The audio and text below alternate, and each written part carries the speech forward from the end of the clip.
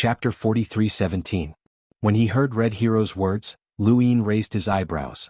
8 colors, did you hear that? He's going to betray Zhizong again. You clearly said that such matters aren't to be discussed. But this guy actually said that he wanted to tell me. Heaven and earth can bear witness to my sincerity toward the unknowns. I won't allow such a bastard to tarnish their reputation. De Mao laughed.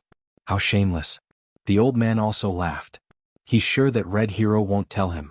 Kid, Red Hero might really know who the balance envoy is. Lu Yin's eyes flickered. Even if Red Hero knew, he would not tell him since they were already mortal enemies. 8 colors' voice rang out. This is between the two of you.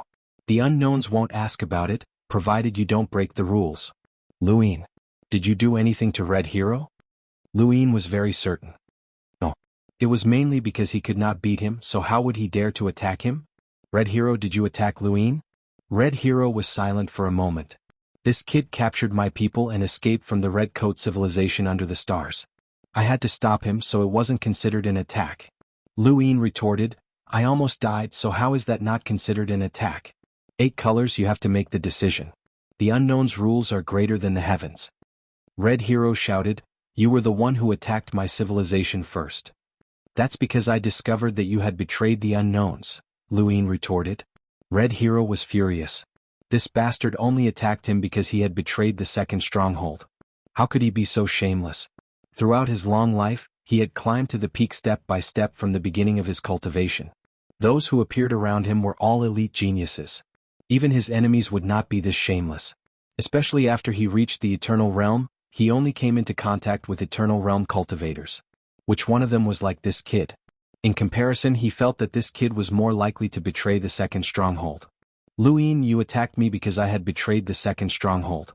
What does that have to do with the unknowns? You knelt and worshipped Xianling. Xianling is my unknown's enemy, right? Lu Yin shouted. The unknowns fell silent. Then De Mao's voice rang out. I was wondering what was going on. So it's this. Lu Yin was puzzled. What do you mean? De Mao kneeling and worshipping Xianling? De Mao laughed strangely. We all know that Red Hero knelt before Xianling and betrayed your human civilization. It's understandable that you attacked in anger, but he didn't betray the unknown. At that time, Xianling wasn't the only one who knelt before him. The unknown was there too. Lu Yin's eyes narrowed. Were there still unknowns? He knew that the unknowable was one of the culprits who dealt with the 9 bases civilization. However, in the past, the only one who made Red Hero kneel down was Xianling. Where was the unknowable? You don't have to lie to me. I've seen the past. The only thing that the Red Hero bowed to was Xianling. There was nothing unknown. You've all been tricked by him, Lu Yin said. Whose past did you see? If you can see it, it means that the creature is very ordinary. How can such an ordinary creature see the truth of that era? The old man chuckled. Lu Yin fell into deep thought. That was a good point. Rang Yu was not as strong as Red Hero, and his view was very one-sided. What he could see through his karma past was only what he allowed himself to see. It was impossible to see the truth of that era. So you said that the Red Hero betrayed the unknowable because of this? De Mao asked. Lu Yin's eyes narrowed. Sure enough, you're biased. De Mao, what you said can't be evidence that the Red Hero did not betray the unknowable. How can you say that the Red Hero also bowed to the unknowable? You and the old man, you've known the Red Hero for too long and are dissatisfied with me. I have reason to suspect that you're saying this on purpose. Anyway, the unknowable has no place in your hearts. Unlike me, I'm full of respect for the unknowable. The Red Hero sneered. You still want to test me? As a human, I know you too well. 8 colors tell him. Lu Yin's eyes flashed coldly. 8 colors said, Lu Yin, the Red Hero bowed to the unknowable and chose between the unknowable and Xianling. I can testify. Lu Yin sighed. Is that so? I can't help it if you say so. Okay, let's take it that way. I'll let him go this time, but if I find out that he betrayed the unknowable again, I won't let him go. The Red Hero shouted, 8 colors. Lu Yin captured my people. What do you think of the unknowable? Lu Yin frowned. 8 colors said, as long as you don't attack each other, it has nothing to do with the unknowable. Okay, that's what I've been waiting for. The Red Hero's voice was ferocious with a smile. Little thing, I know where you are. Just wait, I'll completely destroy your civilization. You're just a bait, yet you want to control the human civilization. I'll let you know how miserable the result will be. Haha, they're fighting. Little guy, you're finished. The Red Hero's strength is no joke. Lu Yin's expression was gloomy. Come if you have the ability. You're just a traitor. With that he left. After Lu Yin and the others left, the old man said, 8 colors, are you really not going to do anything? 8 colors said calmly, the rules of the unknowable can only restrict the unknowable. It has nothing to do with the civilization behind them. What if the red hero accidentally kills that little guy? Demao asked. 8 colors said, follow the rules. Lu Yin returned to Yihai and brought the news that the red hero was about to come. The reason why the red hero didn't chase after us immediately is because he's worried about the unknowable's attitude. Lu Yin said, I can imagine how frightened the unknowables were at the end of the 9th base. He would rather delay saving the parallel order and the others so that he could figure out the unknowable's thoughts first. Qinglian Xiangyu said, this battle is unavoidable but you can't make a move. The red hero is just a member of the unknowables. If you make a move and the unknowables get hold of you, we won't be facing just one red hero. Mr. Mu and the others thought so too. Lu Yin said, I just don't attack the red hero. I didn't say I couldn't pass by. What do you mean? Everyone was puzzled. Lu Yin's eyes flickered. The red hero betrayed the 2nd stronghold and knelt before Xianling. According to the unknowables, he didn't just kneel before Xianling but also the unknowables. However, the unknowables and Xianling are clearly mortal enemies. 8 colors also said that if the unknowables were forced to participate in the battle, their opponent would probably be Xianling. Now that the red hero has abandoned Xianling and joined the unknowables, do you think the unknowables will let him off given Xianling's personality? Alarmed Xiangyu said, that's impossible. Master Immortal, the unknowables once said that those strange birds are vengeful. Lu Yin nodded. That's where the problem lies. The red hero abandoned Xianling and joined the unknowables. The unknowables had a battle with Xianling and must have had a life and death battle. Even so, he's still alive. Given how vengeful Xianling is, she must have targeted him. You mean the red hero has a way to deal with Xianling? Qinglian Xiangyu guessed.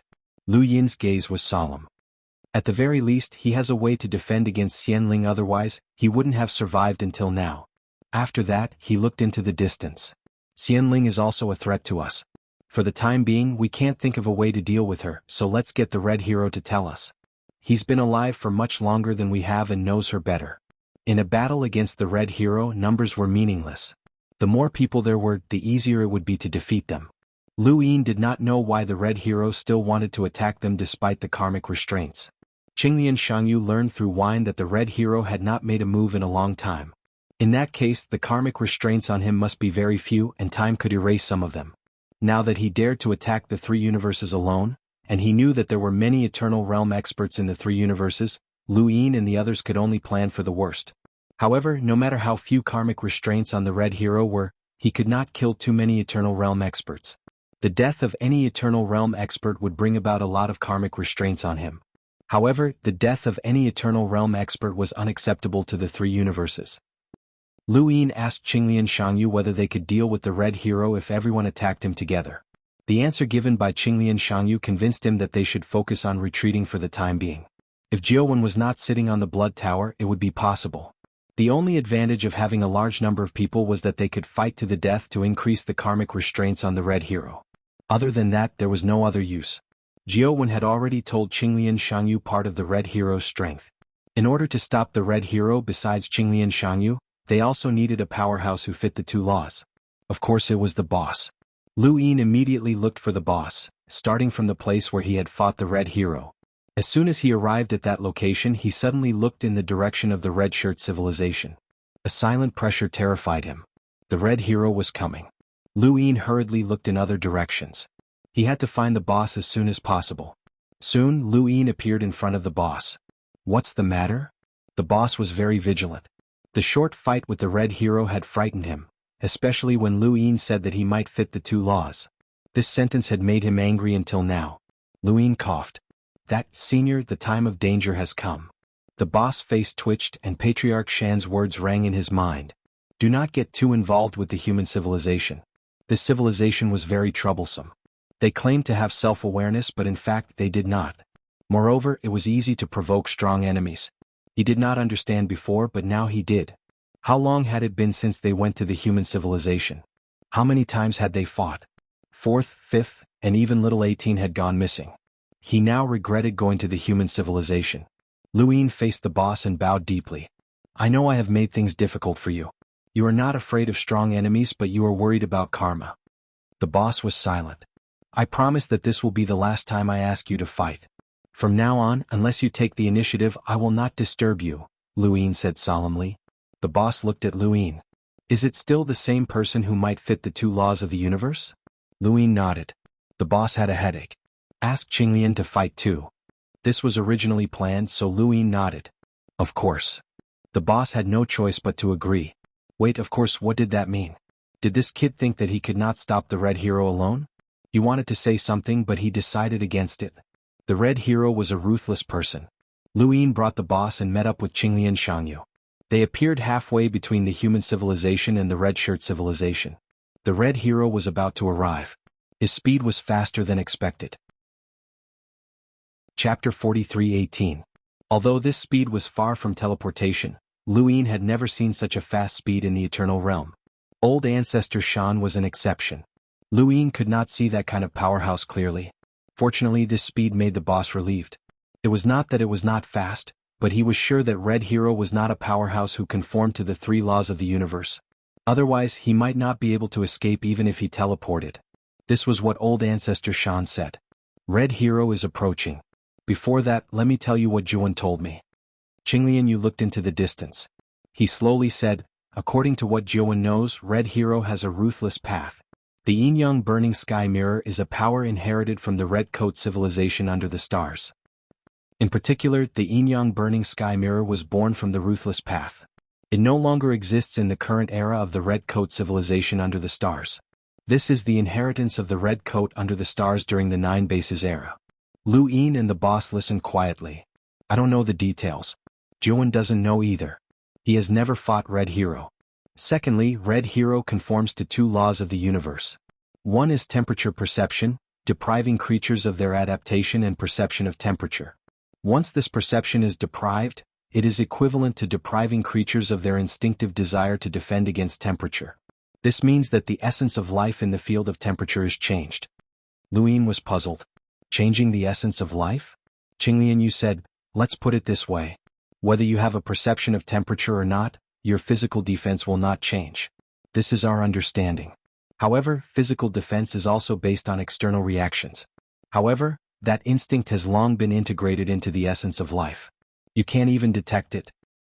The essence of life is the most difficult to change. If not Luin, your teleportation would have been like Xianling.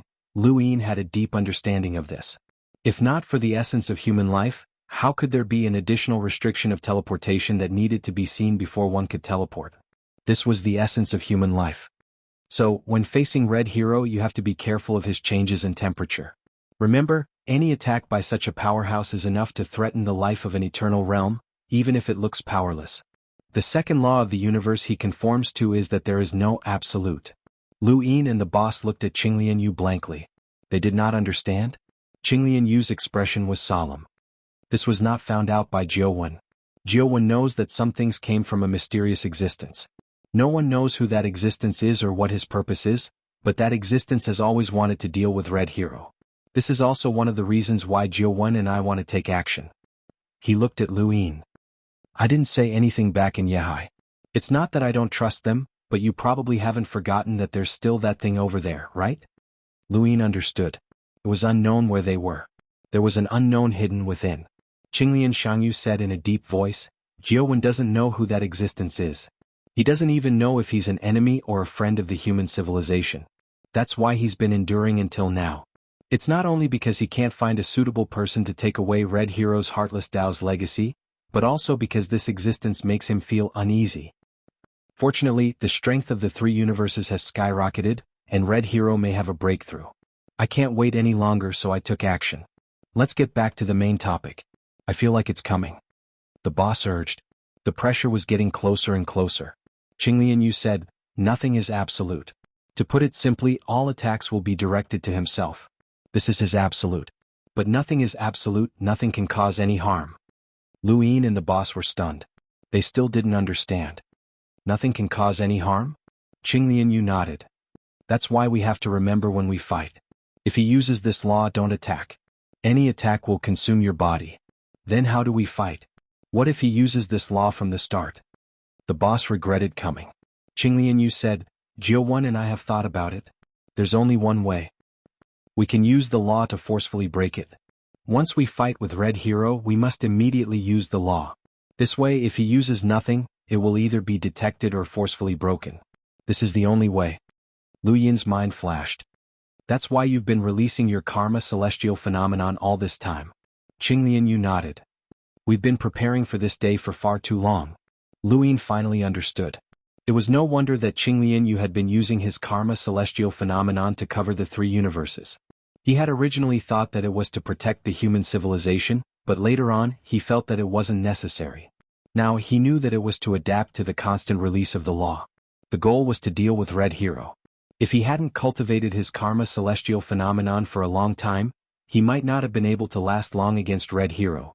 Lu Yin had seen many Eternal Realm powerhouses, but none of them were like Qinglianyu, who had always released his karma celestial phenomenon in accordance with the laws of the universe. This was what it meant to plan for an eternity, and every step was considered. The boss took a deep look at Qinglianyu and then at Lu Yin. This was the human civilization. They had actually planned so far ahead. No wonder Pops had told him to stay away from them. The former Jianghu horizontally had actually been defeated. It was unbelievable. Qinglianyu was well aware of the shock his words would bring, especially to an outsider like the boss. However, he couldn't care less. The plan for an eternity had come to an end, and Red Hero's upper limit had been weakened. It would be difficult for him to break through. What followed would be a long battle. However, this was the worst possible outcome. No matter what, the three universes would not be destroyed. Lu Yin's appearance and the birth of one Eternal Realm powerhouse after another ensured that the human civilization could be passed on under the current circumstances. That was enough. There would be a day when all grudges would be settled. "By the way, what's the world he can't see?" Lu Yin asked. He wanted to see through all of Red Hero's powers. Unfortunately, Qinglianyu couldn't give him an answer. Drunkard doesn't know. The existence that schemed against Red Hero doesn't know either. Red Hero is too cautious. Ever since Jianghu horizontally was destroyed, he rarely made a move. Perhaps only the unknowns understand him. Lu Yin's gaze was heavy. Could the one that schemed against Red Hero be the mysterious unknowns hidden in the three universes?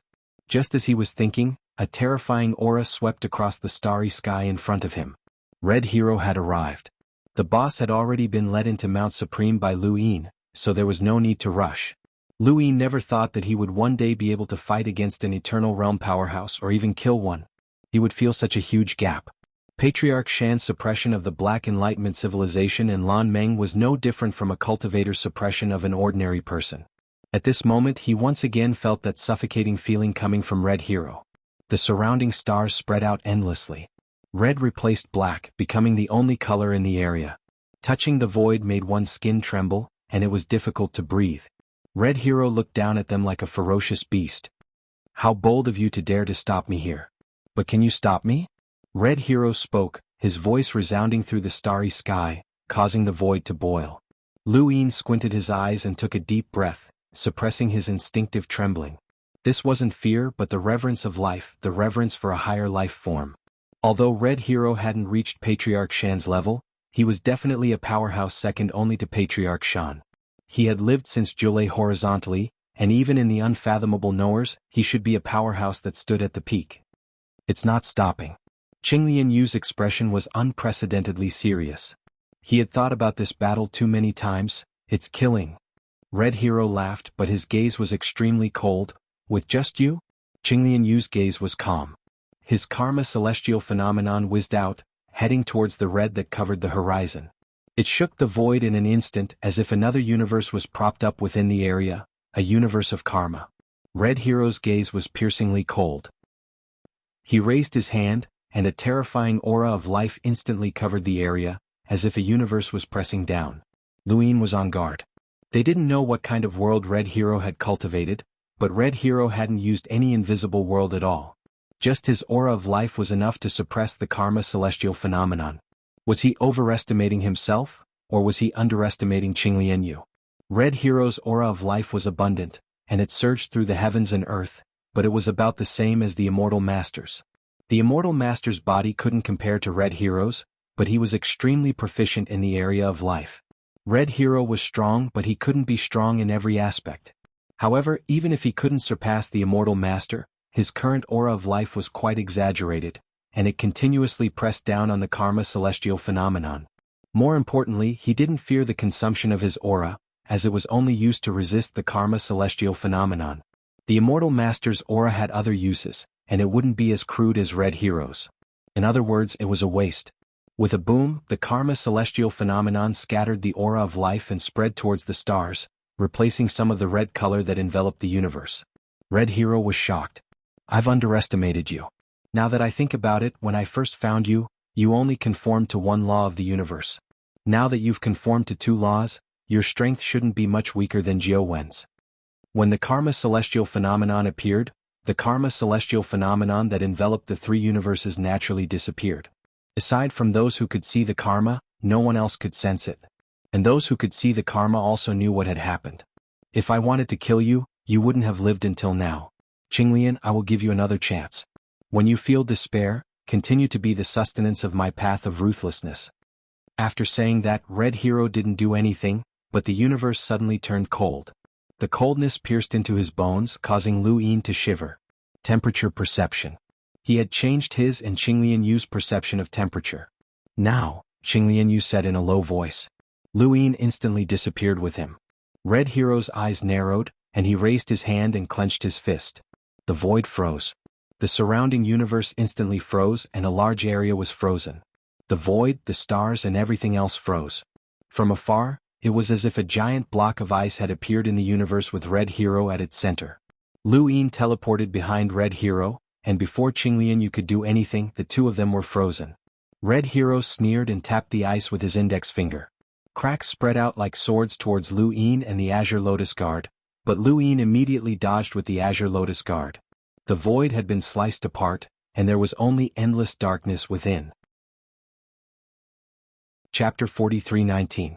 Red Hero's index finger kept knocking on the ice, and the cracks continued to spread, making it impossible to approach. Lu Yin took Azure Lotus Guard away from the ice in an instant. The range of the ice spread beyond the limit of the vision of ordinary Eternal Realm experts. If Lu Yin didn't have methods like Mirror Light and Pathfinding Stone, he wouldn't even be able to escape. I can't get close. That ice crack can kill an Eternal Realm expert. Lu Yin was afraid, especially since he couldn't attack at all. Unknown methods appeared and disappeared unpredictably, and Red Hero must be watching him. If he attacked, he would definitely be sent to an unknown place by Red Hero, and it would be troublesome. However, Red Hero couldn't attack him either. Therefore, Red Hero's attacks were all range attacks. If he went in alone, he couldn't blame others. Red Hero didn't attack him directly. With teleportation, Lu Yin had the initiative, so he deserved to be injured. Azure Lotus Guard said, "Take me to the bottom of the ice." Lu Yin didn't know what Azure Lotus Guard was going to do, and he didn't need to know. He was an outsider in this battle until now. The real cause of this battle was xuanhuan and Azure Lotus Guard. He teleported and disappeared. He appeared again. Lu Yin took Azure Lotus Guard to the bottom of the ice. Red Hero looked down, or rather, below. The distance was equally far, beyond the limit of the vision of an Eternal Realm expert. Azure Lotus Guard raised his hands. Lotus Hand. He struck out with both palms, and a lotus flower bloomed and expanded rapidly. Eventually, it spread to the bottom of the ice and lifted the ice. Lu Yin was shocked. He had seen young Xuanhuan and the others use the Lotus Hand, but it was far less shocking than Azure Lotus Guards. This was lifting an entire civilization. The coverage of the ice was about the same size as the Ninth Heaven universe, and the Lotus Hand lifted the ice. Red Hero snorted coldly, raised his hand, and the void froze again. White cold air descended towards Azure Lotus Guard and Lu Yin. Azure Lotus Guard's eyes were still. He held the lotus with one hand and struck out with the other. His fingertips pierced through the cold air. Thousand Faces Karma, Heavenly Wheel. He broke the ice with one finger and headed towards Red Hero. Red Hero didn't seem to care, but in the face of a karma attack, how could he really not care?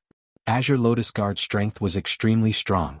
The Heavenly Finger Wheel was even more of an ultimate move. With the red sword in his hand, he slashed down and the ice was split into two. It was getting closer and closer. Just as the Sky Finger Wheel was about to collide with the red sword, the Azure Lotus defense disappeared. The Red Hero was shocked. Not good, he teleported. He turned around and slashed with his sword. He was not behind but above his head. The Sky Finger Wheel fell. The red hero raised his other hand and blocked the sky finger wheel. The finger and palm collided, and Red Hero's palm caved in and pressed down on his own body.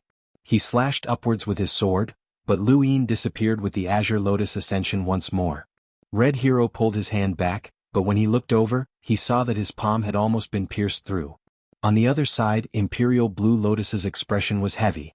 The heavenly finger wheel had not even managed to penetrate his palm. Lu Yin's expression didn't look too good either. This Red Hero's defense was a little ridiculous. Red Hero clenched his fists and stared at Lu Yin. Do you really think that the unknown won't do anything to you? How dare you break the rules? You're courting death. Although the merciless Tao was broken by 4 points, as long as it did not exceed 6 points, it would not affect anything. Lu Yin said, I didn't break the rules, but teleportation can be a coincidence. You know that.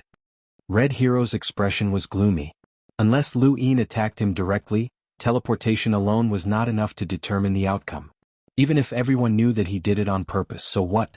Since the unknown had invited him to join, they would tolerate his willfulness. However, there was a limit to his willfulness.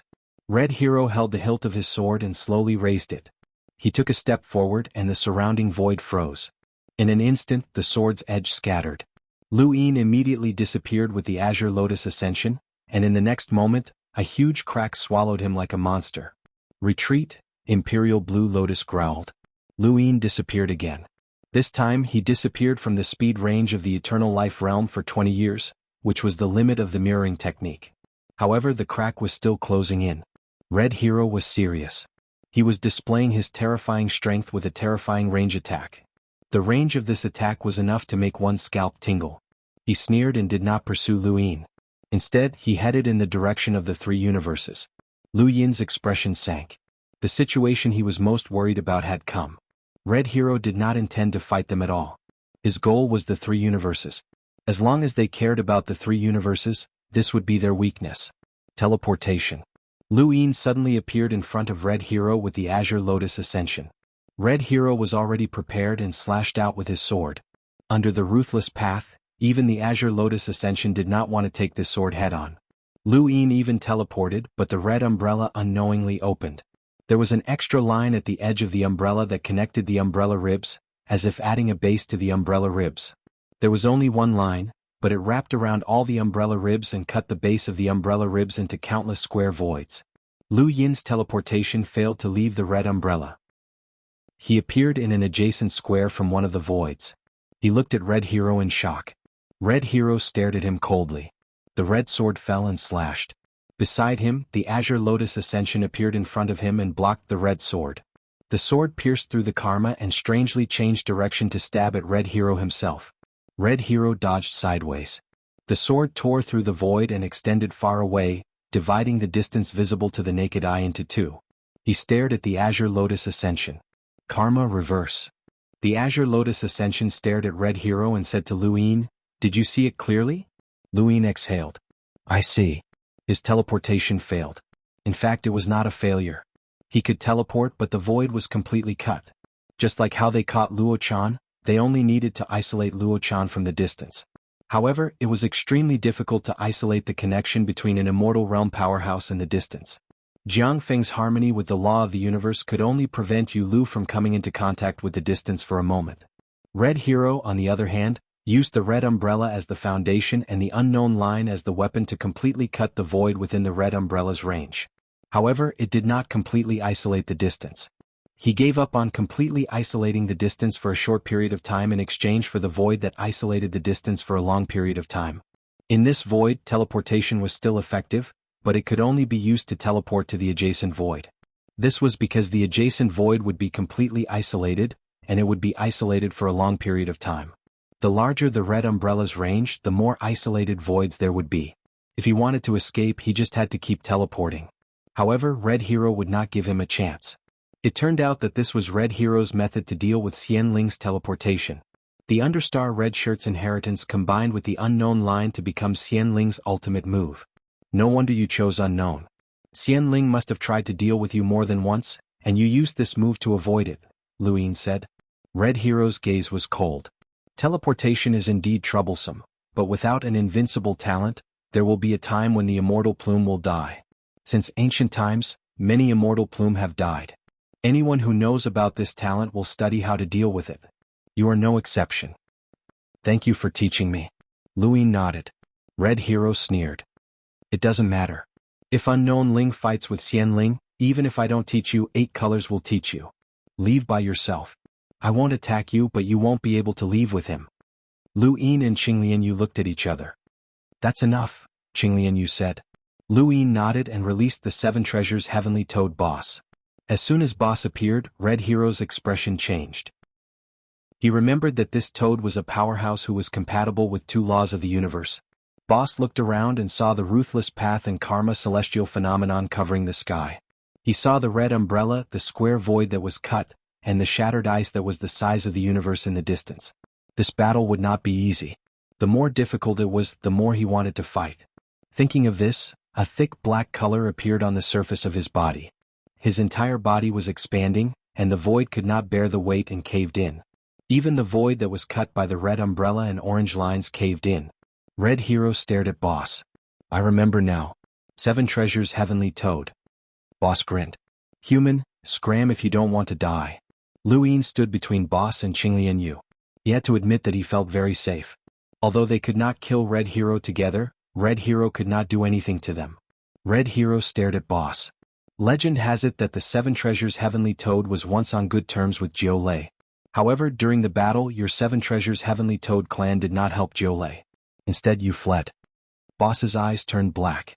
Nonsense, I wasn't there at that time. Are you fighting or not? If not, scram. Red Hero frowned and looked up at the sky. No matter how they fought, Karma always competed with his power for control of the square inch. What? Was it because Qinglianyu needed it, or was it guarding against him? Guarding against him? A pattern? Red Hero recalled his conversation with Xuanhuan. There was still a mastermind behind the scenes. It was that mastermind who let Xuanhuan know about his past and plotted against him. How much did that mastermind know about him?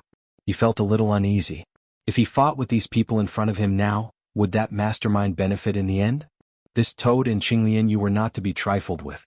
Even if he could kill them, he would have to pay a great price. Looking at Boss, he remembered old ancestor Shan's death. Luyin had said in Jixing that old ancestor Shan did not escape because he was targeted by something.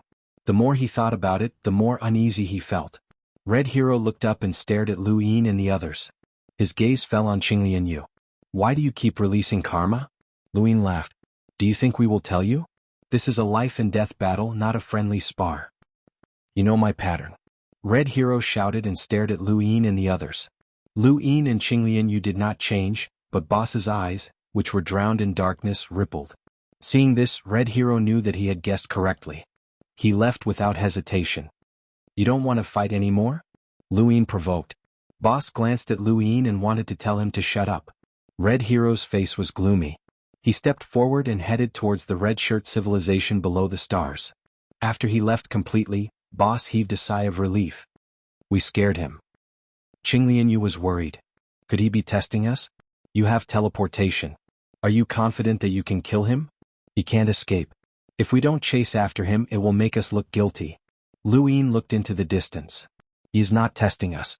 He is afraid of the existence hiding in the dark. The existence that told Senior Jiolei that there is no absolute pattern. Chapter 43:20. Red Hero was not the only one who was afraid. Luyin and the others were also afraid. That existence had exposed Red Hero's betrayal of the second stronghold, but no one knew what his motive was. Perhaps he had a personal grudge against Red Hero, or perhaps he wanted to weaken humanity's strength. What could be seen on the surface was not scary. What was scary was what could not be seen in the dark. Their opposition to Red Hero seemed to be due to Jiolei and Qinglianyu's schemes, but in reality, everything came from the hidden existence behind the scenes. However, they had no choice. Even if that existence was plotting against human civilization, they had no choice but to take action. Red Hero could no longer be considered human civilization's combat power. He did not care about the survival of humanity. He could destroy human civilization at any time. Such a traitor was even more terrifying than an enemy. Their goal was to weaken Red Hero's upper limit so that he could not break through. This was something that Jiolei and the others had no choice but to do. It was also an open conspiracy behind the scenes. They had no choice, and neither did Red Hero. Although we're not testing him, we can't let Red Hero think that we're afraid of him. Luin looked at Qing Lianyu and Boss. Let's go to the red coat civilization below the stars. Boss raised his eyebrows. What do you mean? Why are we provoking him? Luin said, we're just greeting him. Since he's left, he won't attack again. Qing Lianyu looked at Boss. Actually, I think he's a little afraid of your existence. Every 7 treasures heavenly toad had personality flaws. Boss was the same. It seemed like Boss was the most dignified among the 7 treasures heavenly toads. But number 4, number 5, number 18 and the others all had their own pursuits, so Boss should have them too. The last time he fought with Red Hero, Luin realized that Boss wanted to save face. It could not be said that he was afraid of anyone. It could only be said that no one was afraid of him. When Boss heard Qing Lianyu's words, the thick black aura on his body gradually faded. He's afraid of me? Qing Lianyu said very seriously, I fought him several times. He wanted to kill me, but he stopped when you appeared. Of course, he might also be afraid of the existence behind the scenes if we join forces. But we can't deny that the 7 treasures heavenly toad must have left behind a legend during the 9 bases era. He might be more afraid of you. Boss stared into the distance. Luin, what do you think? He clearly didn't recognize you last time, Boss, but he definitely has an impression of you. This time he recognized you and even mentioned the 7 treasures heavenly toad. It's obvious that he recalled your clan from the depths of his memories. I'm guessing that Patriarch Shan must have left a deep impression on him during his time at 9 Walls, which is why he's afraid of you, Luin said. Senior, don't forget that old ancestor Shan went to Jizong before. Old ancestor Shan went to Jishui because of the death of the 7 treasures heavenly toad. He wanted to kill Jishui, but they didn't dare to go in. Luin knew about this. What Big Boss and the others knew was that old ancestor Shan had found trouble with Jizong. The unknown is fearful of old ancestor Shan. As one of the unknowns, Red Hero would immediately think of old ancestor Shan when he thought of who old ancestor Shan was. It's normal for him to be wary of you, especially since you're so strong that you were able to break free from Feng Jian's trap. The Dark Enlightenment civilization is a fishing civilization after all, and they couldn't do anything to you. It's only natural that Red Hero is wary of you. Boss looked into the distance and said, let's go and take a look. How can we be afraid of him? Luin and Qing Lianyu looked at each other and found the trick to talking to his boss.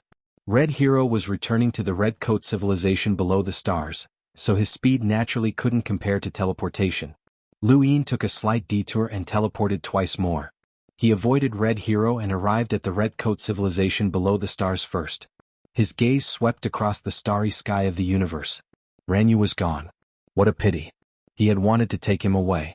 Luin took a deep breath and said in a voice that resounded through the starry sky, people of the civilization, listen up. I'm Luin from the human civilization.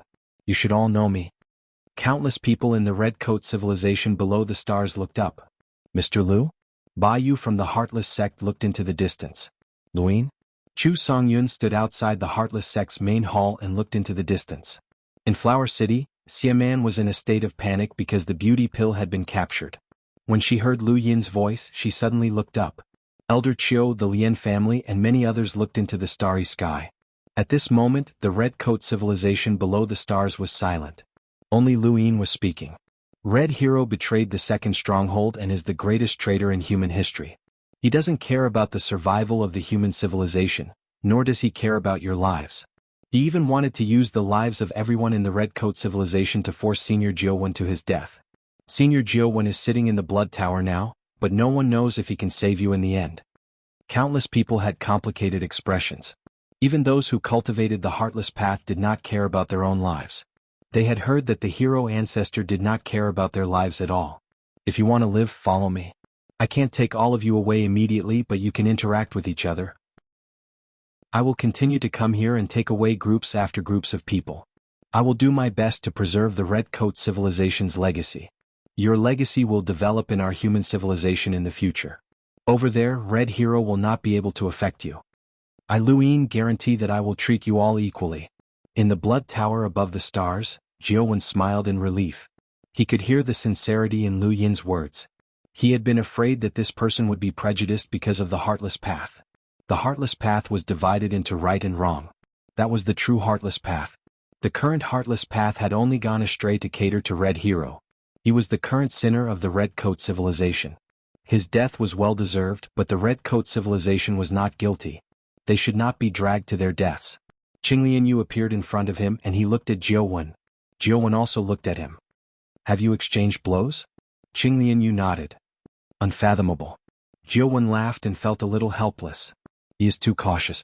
Otherwise, I would have been the one to fight him. Tell that child everything about our speculations. Human civilization seems to be developing, but it is actually treading on thin ice. One wrong step and we will fall into the abyss. We cannot bear the consequences. Qinglianyu nodded. Lu Yin appeared with his boss. He looked at Jiuwen and bowed slowly. I have been disrespectful to you in the past. Please forgive me. Jiuwen said, what you have done is not wrong. What crime have you committed? I am the one who has caused trouble for you. I can only leave Red Hero to you. Lu Yin smiled bitterly. You think too highly of me. Jiuwen smiled. When Qinglian first mentioned you, this old man knew that you were the most suitable candidate. You are more outstanding than we expected.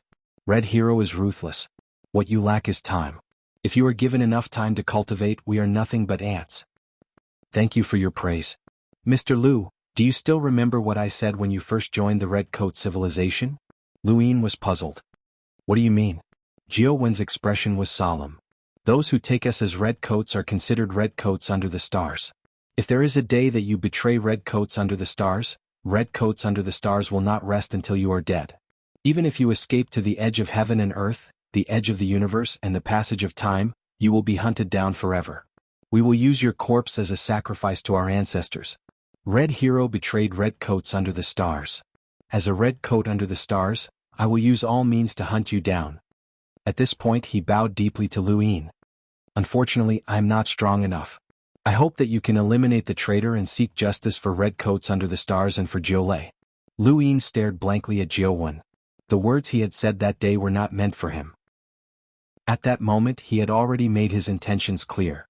This was the will of a Red Coat under the stars. The heavens trembled as Red Hero approached. Jiuwen's expression was solemn. Let's go. Lu Yin nodded and looked deeply at Jiuwen. Just as he was about to leave, Bai Yu walked out from behind him. Take me with you. Lu Yin did not even think and left with Bai Yu. At the same time he brought Chu Songyun and the people from the Azure Valley who had been left behind in the Heartless sect. Bai Yu was one of the few normal Red Coats under the stars. It was rare for her to break through to immortality without cultivating the Heartless path. Leaving her behind would only make her useful to Red Hero. After all, under the premise that nothing could happen to Ji He, the only eternal life stage that Red Hero could use was Bai Yu. Now that Bai Yu had been taken away in the entire Red Coat civilization, there was no other eternal life stage that he could use. Chu Songyun's talent was outstanding, and Lu Yin was afraid that he would become Red Hero's Heartless path. Moreover, Chu Songyun himself yearned for the three universes and was extremely respectful to Lu Yin. There was no reason not to take him away. Just as Lu Yin left, Red Hero rushed back. He first looked at Jiuwen and Xianxia, then at the Heartless sect. Where was Bai Yu? In the past, Bai Yu was not important. In his eyes, she was just an ordinary eternal realm. Her only use was to help He Xiao achieve immortality. But now he did not have any eternal realm subordinates, so Bai Yu was very important. He could not be relied on for everything. Without Bai Yu, the other 6 Red Coats would not be of much use. Where's Bai Yu? Red Hero stared at Jiuwen and asked. Jiuwen was speechless. He stared at Xianxia. Xianxia rarely spoke. He had endured the art of extreme pain and was extremely heartless to himself. That was why he had been chosen as the host of the Blood Tower. Now that he was facing Red Hero, although he could not resist the fate of living with the Blood Tower, he could still choose not to speak. He did not hate or respect Red Hero. He was a pure heartless person. He was heartless to others and to himself. He was like a cold piece of iron. If these two did not speak, Red Hero could ask others. He quickly understood. His gaze swept across the universe. Countless people touched each other, hoping to be taken away by Lu Yin. To the countless people in the entire civilization, this possibility was minuscule. However, they also hoped to leave this universe. Red Hero had said that he would destroy this universe. They did not doubt Red Hero's determination. Red Hero's gaze was extremely cold, and his voice spread to every corner of the universe. You want to leave? Sure. However many people Lu Yin takes away, I will choose from the remaining people who touch each other and kill them. These words shocked countless people. Many people subconsciously let go of each other's hands that were touching each other. Kill however many people he took away? They were not sure if they would be taken away, but they were also not sure if they would be killed. This was a gamble with their lives. Many people touched each other firmly, wanting to leave. However, even more people gave up. They did not want to leave. If they stayed, they might die or live. The probability of leaving was too low. If they became the scapegoat because others left, it would be even more tragic. As long as there was a probability, they did not dare to take the gamble. Red Hero understood human nature too well. The heartless path could not change human nature. Chapter 43:21. On the other side, Luin put boss down. He wanted to continue looking for little 18 while he took Qinglian Xiangyu and Baiyu with him. Chu Songyun and the rest returned to the human civilization. Luin threw Chu Songyun into the Tianyuan universe and let him cultivate on his own. Luin didn't have a close relationship with him, so he didn't need to take care of him. Plus, his cultivation was very high, so he didn't need to be taken care of. Maybe one day he would break through to the Eternal Realm. Including the people from the Kanglan Valley, they were all placed in the Tianyuan universe. Yihai. Baiyu looked at the Eternal Realm in front of her and was stunned. Wasn't there only one Eternal Realm? She expected there to be hidden, but she didn't expect there to be so many. Luin didn't dislike Baiyu, but he didn't like her either. He just treated her as an Eternal Realm human. We have 7 Eternal Realms in the human civilization. One of them is Qinglian Xiangyu. You've seen him before.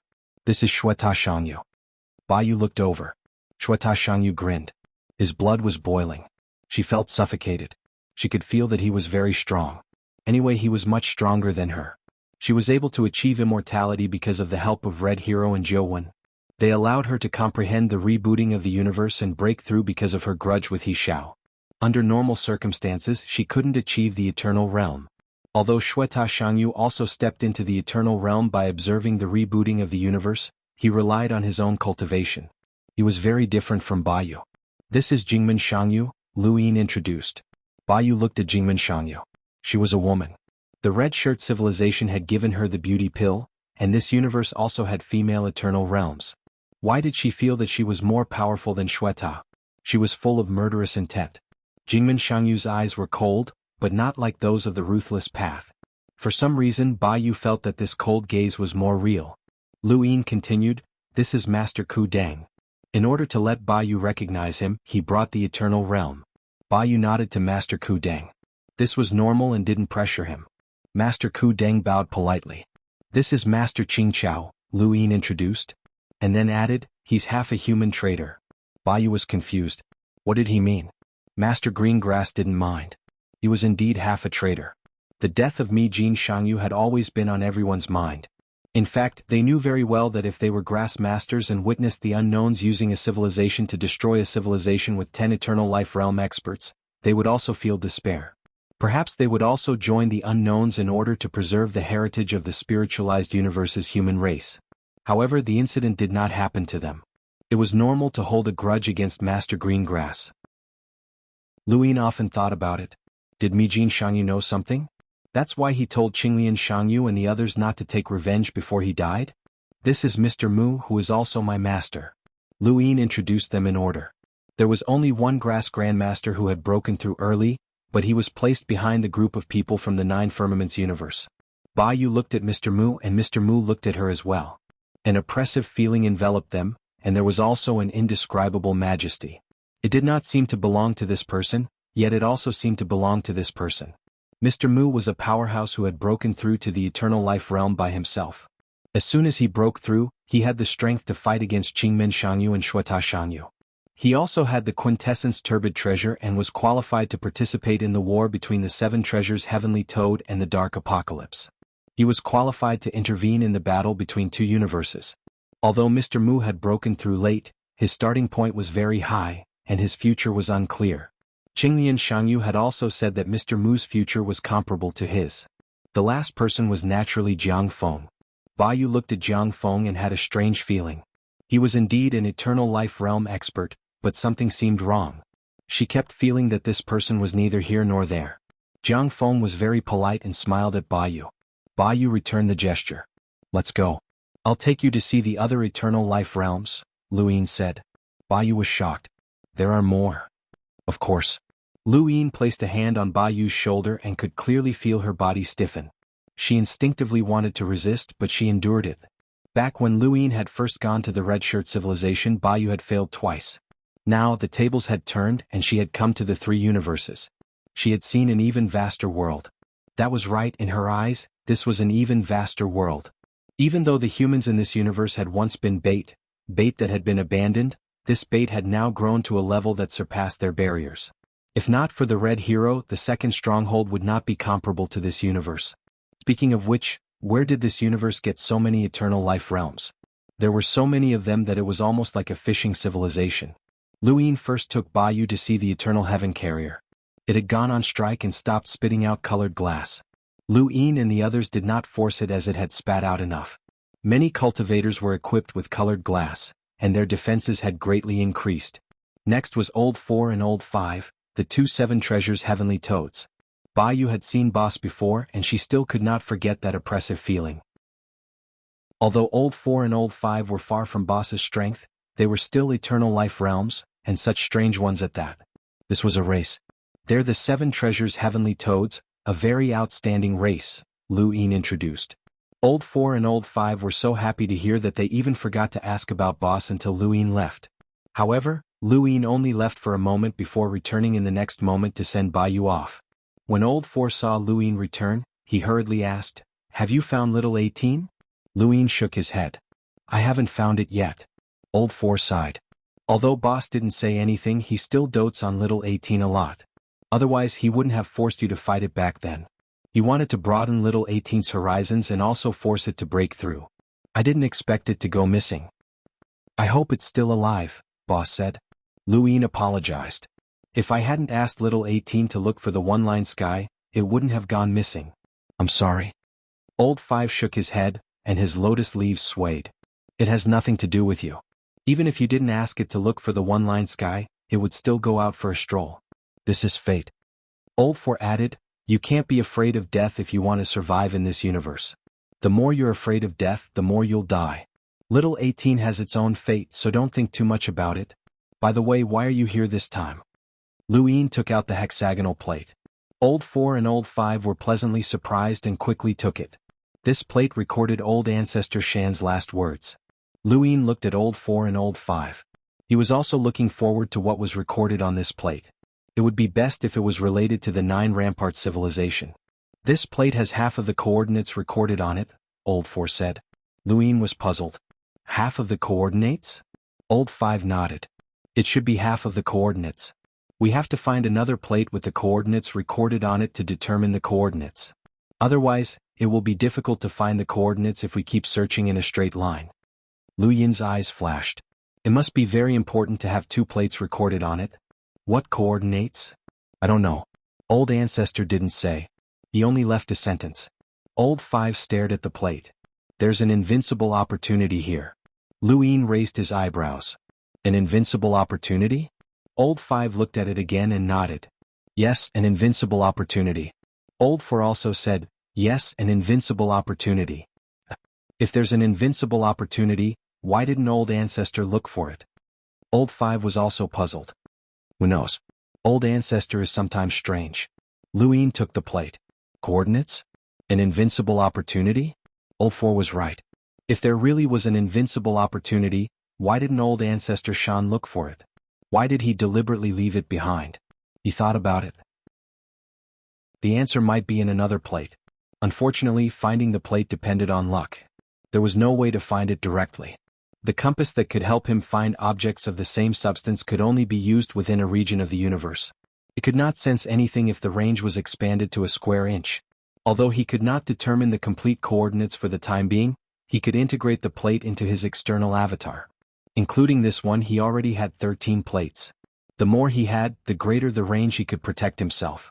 If he went to the Red Coat civilization now, he would force Red Hero to stay there and not come out. Luin kept teleporting. He did not need to bring Qinglian Xiangyu and the others with him. Red Hero would not dare to attack him and he was not going to fight him.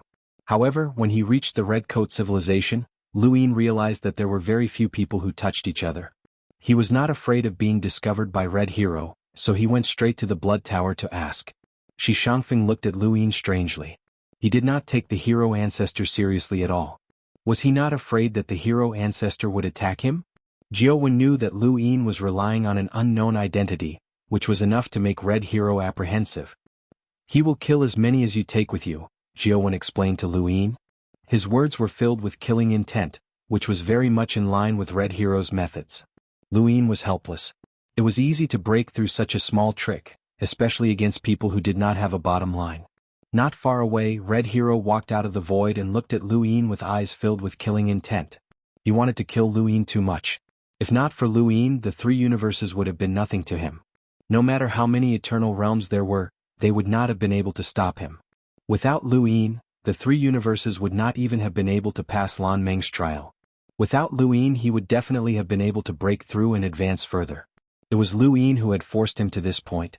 Otherwise, Xuanhuan and Qinglian Xiangyu would not have been able to scheme against him. This junior who was not even an eternal realm and had been thrown out as bait could actually threaten him. Perhaps if he had betrayed Red Hero a little later, this group of baits would have died, and the current situation would not have existed. Damn it. You don't want me to leave the Red Coat civilization under the stars, so it's meaningless to use such a small trick, Red Hero said coldly. Lu Yin knew he could not hide his intentions from Red Hero, but he did not intend to. "I overestimated your bottom line," Red Hero said coldly. "If I say I can destroy this universe, then I can. There's no need to overestimate or underestimate me." Lu Yin nodded. "That's why you could betray the second stronghold so thoroughly." Red Hero stared at Lu Yin. "You don't want me to leave the Red Coat civilization under the stars because you're afraid that I'll launch a sneak attack on you. Don't worry, I'll give you a chance. Stay here and let the person behind you fight. If you win, you can get rid of a traitor like me. If you lose, I won't make things difficult for you and I can even release Xuanhuan." Chapter 43-22. Shi Shangfeng looked at Red Hero outside the Blood Tower. He was the heroic ancestor, a top powerhouse who had betrayed his own civilization without batting an eyelid.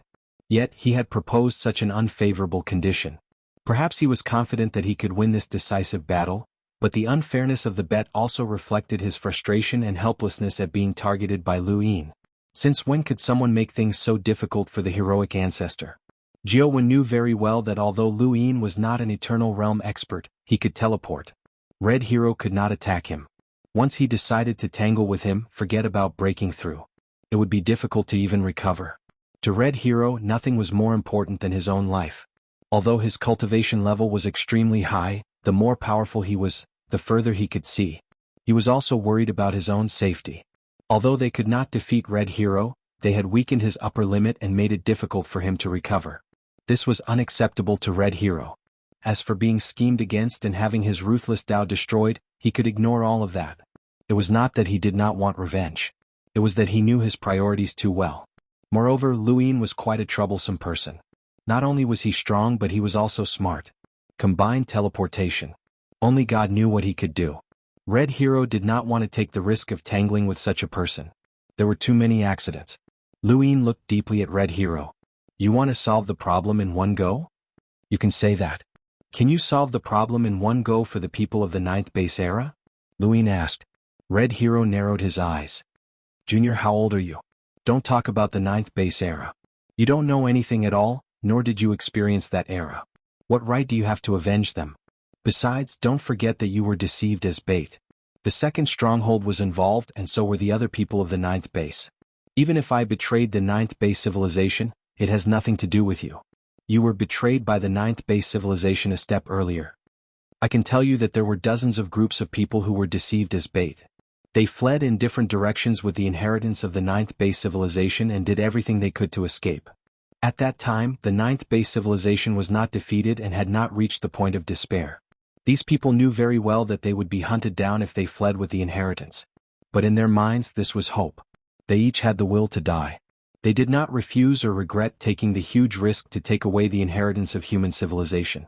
Even if 9th base wins in the end, they still have to take this step just in case, and this step is very dangerous. They believe that they are sacrificing themselves for human civilization. Every inheritance is connected to their lives. Even if they are hunted to death, they will not let the inheritance leak out. This is the will of the batch of baits. Too many people said goodbye to them before they left. I still remember how hypocritical the words of the people who sent them off were, but they made those baits excited. They didn't know that they were actually bait that ninth base released to ease the next war. Luin slowly clenched his fist. Red Hero continued, I saw it, I heard it. I laughed too.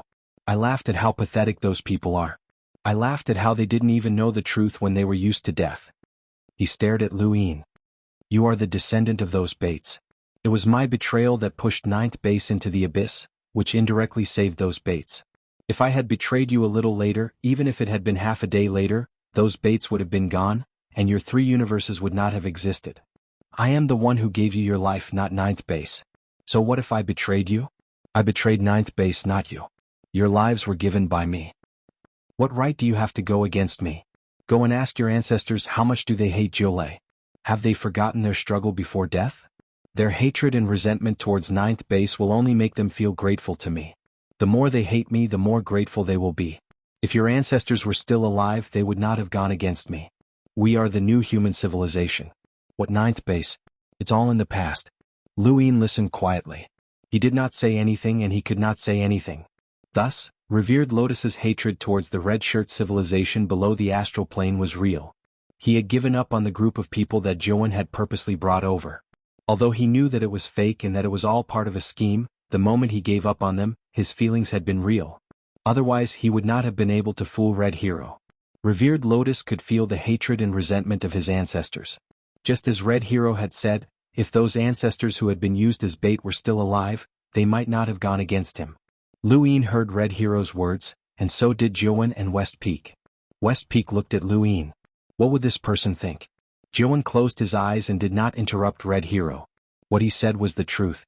What Luin would do and what he would think would be based on this truth. There was no need to lie to him and there was no point in hiding it either.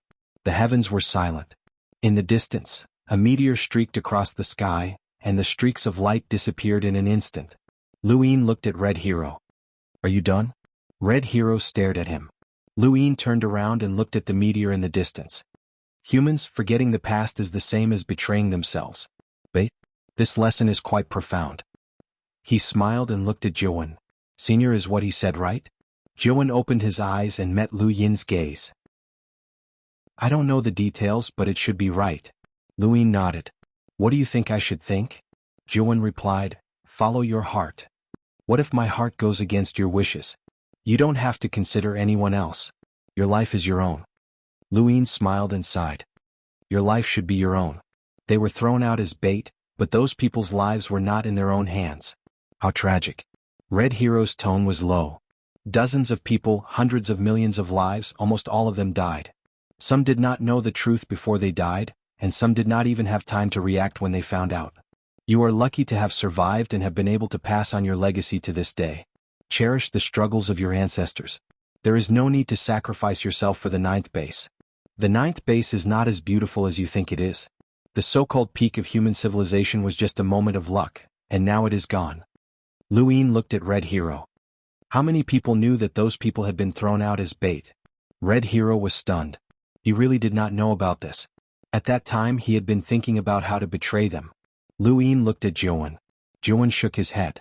Luin asked again, do you think that those who were used as bait were weak? Still no one answered. If they wanted to hide from our ancestors, then there were either very few people who knew, so few that there were only 1 or 2, or... He looked up and stared at Red Hero. They were not bait. Red Hero frowned.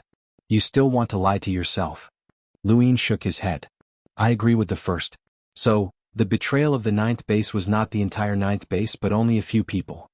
Red Hero could not refute that. If the ninth base knew that those people were bait, then they were not weak. How could they have been completely fooled? Lu Yin's face darkened. If those who lied to our ancestors were still here, I would not hesitate to beat them to death to avenge our ancestors. I'm not that generous to take revenge. But none of this has anything to do with the ninth base civilization. I, Luin, have climbed up step by step. I know all too well that the people below are innocent. Most of the people in the ninth base civilization are innocent. Even the people in the underworld red shirt civilization who practice the path of ruthlessness are innocent. What do they know? Why should they die for your betrayal? Red Hero, you have successfully changed my impression of the ninth base civilization. But as you said, the past is the past and the past is gone. But you are different. If you can betray the human civilization once, you can betray it a second time. It is too dangerous to keep you alive. Red Hero's eyes widened. Fool, do I need to betray you now? What right do you have to make me betray you? I am the strongest in human civilization. Have you ever regretted it? Luin suddenly asked. Xuanhuan laughed. Luin looked over and looked at Red Hero. If he regretted it, then he would not be him. Red Hero laughed as well. You have learned a lot about me over the years, but is it useful? Do you think you can beat me with so many people? Luin, I will give you a chance to fight. Do you dare take it? Luin looked solemn. All right. Red Hero's eyes were cold. When? When I am ready. When will you be ready? Are you short on time? Red Hero's eyes flashed with killing intent, but he did not answer. Luin's eyes flashed. There is no need to rush. Are you not afraid that the mastermind will plot against you? Red Hero's expression changed slightly. This was one of the reasons why he was anxious to settle his grudge with Luin and the others. It could be considered the biggest reason. The mastermind had told Xuanhuan what he had said when he betrayed them and revealed the rules of his universe. He knew Luin too well and was determined to deal with him. The reason why he did not make a move might be that he was not confident in winning, or perhaps he was afraid of the unknown. But since he had been plotting for so many years, it was impossible for him to stop completely. Red Hero would not attack Luin because of the unknown. If that existence was one of the unknown, he could not guarantee that the other party would not attack. The unknown could also die. Qishu and Qin had both died, especially at the hands of the three universes of human civilization, but the three universes were still fine. He did not want to be the next one. Since you know that there is a mastermind behind this, you still dare to make an enemy out of me. Are you not afraid that both sides will suffer and others will benefit? If you are not careful, human civilization will be destroyed, Red Hero said. Luin nodded. Of course, this is very serious, so I want to investigate before I prepare to fight with you. Red Hero raised an eyebrow. Investigate who? The unknown. You suspect that it is the unknown? Is it not? Red Hero fell silent. He also suspected the unknown. Of course, he also suspected Xianling and wondered if anyone in Jiolei was still alive after learning of his betrayal. Tell me what you know about the unknown and I will investigate. Although we are enemies, if the mastermind's goal is human civilization, then I will be on the same side as you on this matter, Luin said. Red Hero sneered. Nice words. No wonder you were able to trick the 7 treasures Heavenly Toad into joining you. All right, I will tell you, but I am afraid that you will not dare to go. Let's hear it. Luin was looking forward to learning about the other unknown identities. Red Hero opened his mouth and gave him a set of coordinates. Go if you have the ability. He then disappeared. Chapter 43-23. Luin looked at the empty starry sky and memorized the coordinates. Just now he really wanted to ask Red Hero if he had heard the praise of death. Did he see the group of skeletons dancing around the corpse? But he did not say. So what if Red Hero had seen it? Would he care? He was a traitor who wanted to completely destroy his own civilization. It's best not to go to that location, Xuanhuan said. Luin looked over. Senior, do you know this location? Xuanhuan shook his head. Red Hero won't do useless things. Luin was helpless. If I want to see the unknown clearly, I have to go. There's no other way. Xuanhuan looked at Luin with a dim gaze. I'm sorry, we old things are useless. We let a child like you charge into battle. Luin smiled. Senior, don't say that. Then I'll leave first. No matter what, escaping with teleportation won't be a problem. Xuanhuan watched Luin disappear. He looked at the starry sky and countless people. In order to plot against Red Hero, he had sacrificed too much, but in the end, someone else had to take the final step for him. Luin, no matter what the outcome was, live well. The coordinates given by Red Hero were quite far away from the Red Coat civilization and the 3 universes. Luin had to teleport nearly 100 times before he could get close. This distance was very far even for teleportation. One had to know that.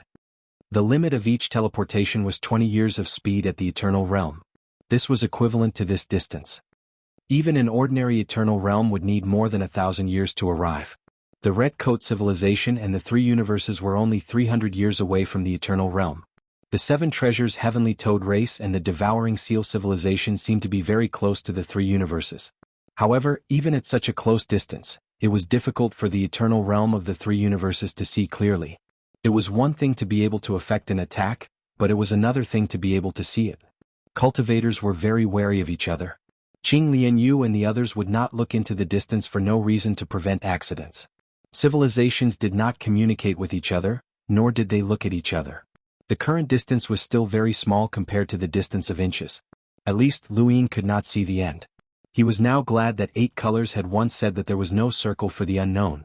If the unknown ecosystem also existed, and this coordinate belonged to one of the unknowns, then since the unknown ecosystem was so big, the other ecosystems must also be very big, and the distance between them would be boundless.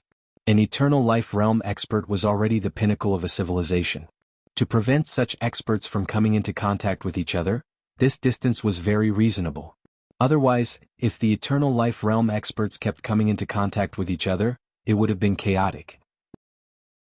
Fishing civilizations didn't need to fish anymore. They could meet them anywhere. The greater the distance, the more reasonable it was. Luin stood tall in outer space and looked into the distance. His eyes gradually widened as he stared in disbelief. What? Under the light mirror spell, a giant was cooking in a distance that was hard to see with the naked eye.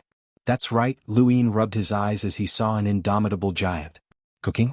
Luin watched as the giant skillfully flipped the wok, stirring it with a spatula and other tools from time to time. And why did it have to be a giant? Giants were also in human form. Why were they giants?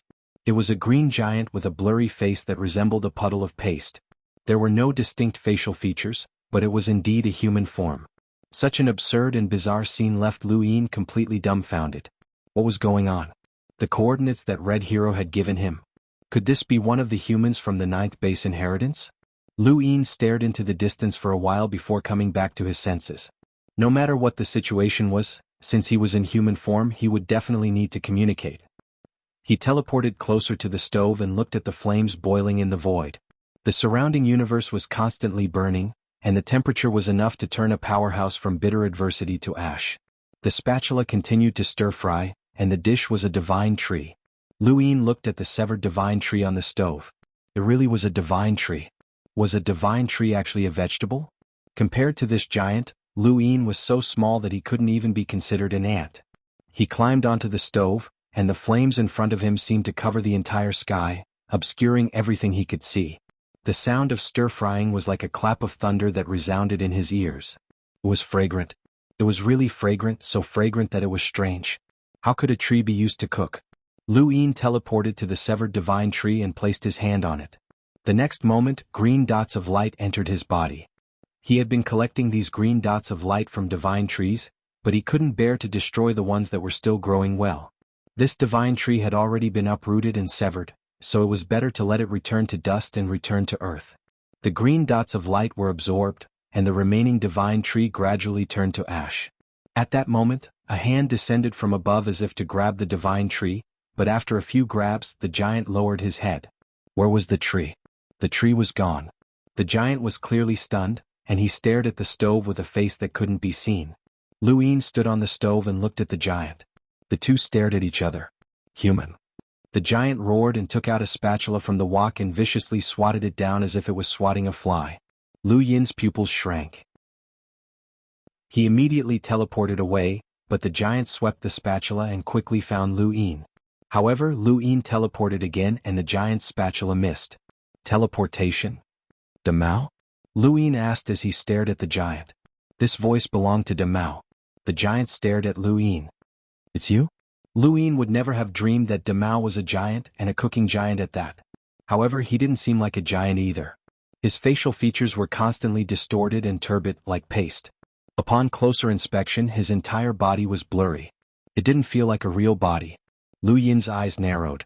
He understood that this wasn't a giant, but a passive form.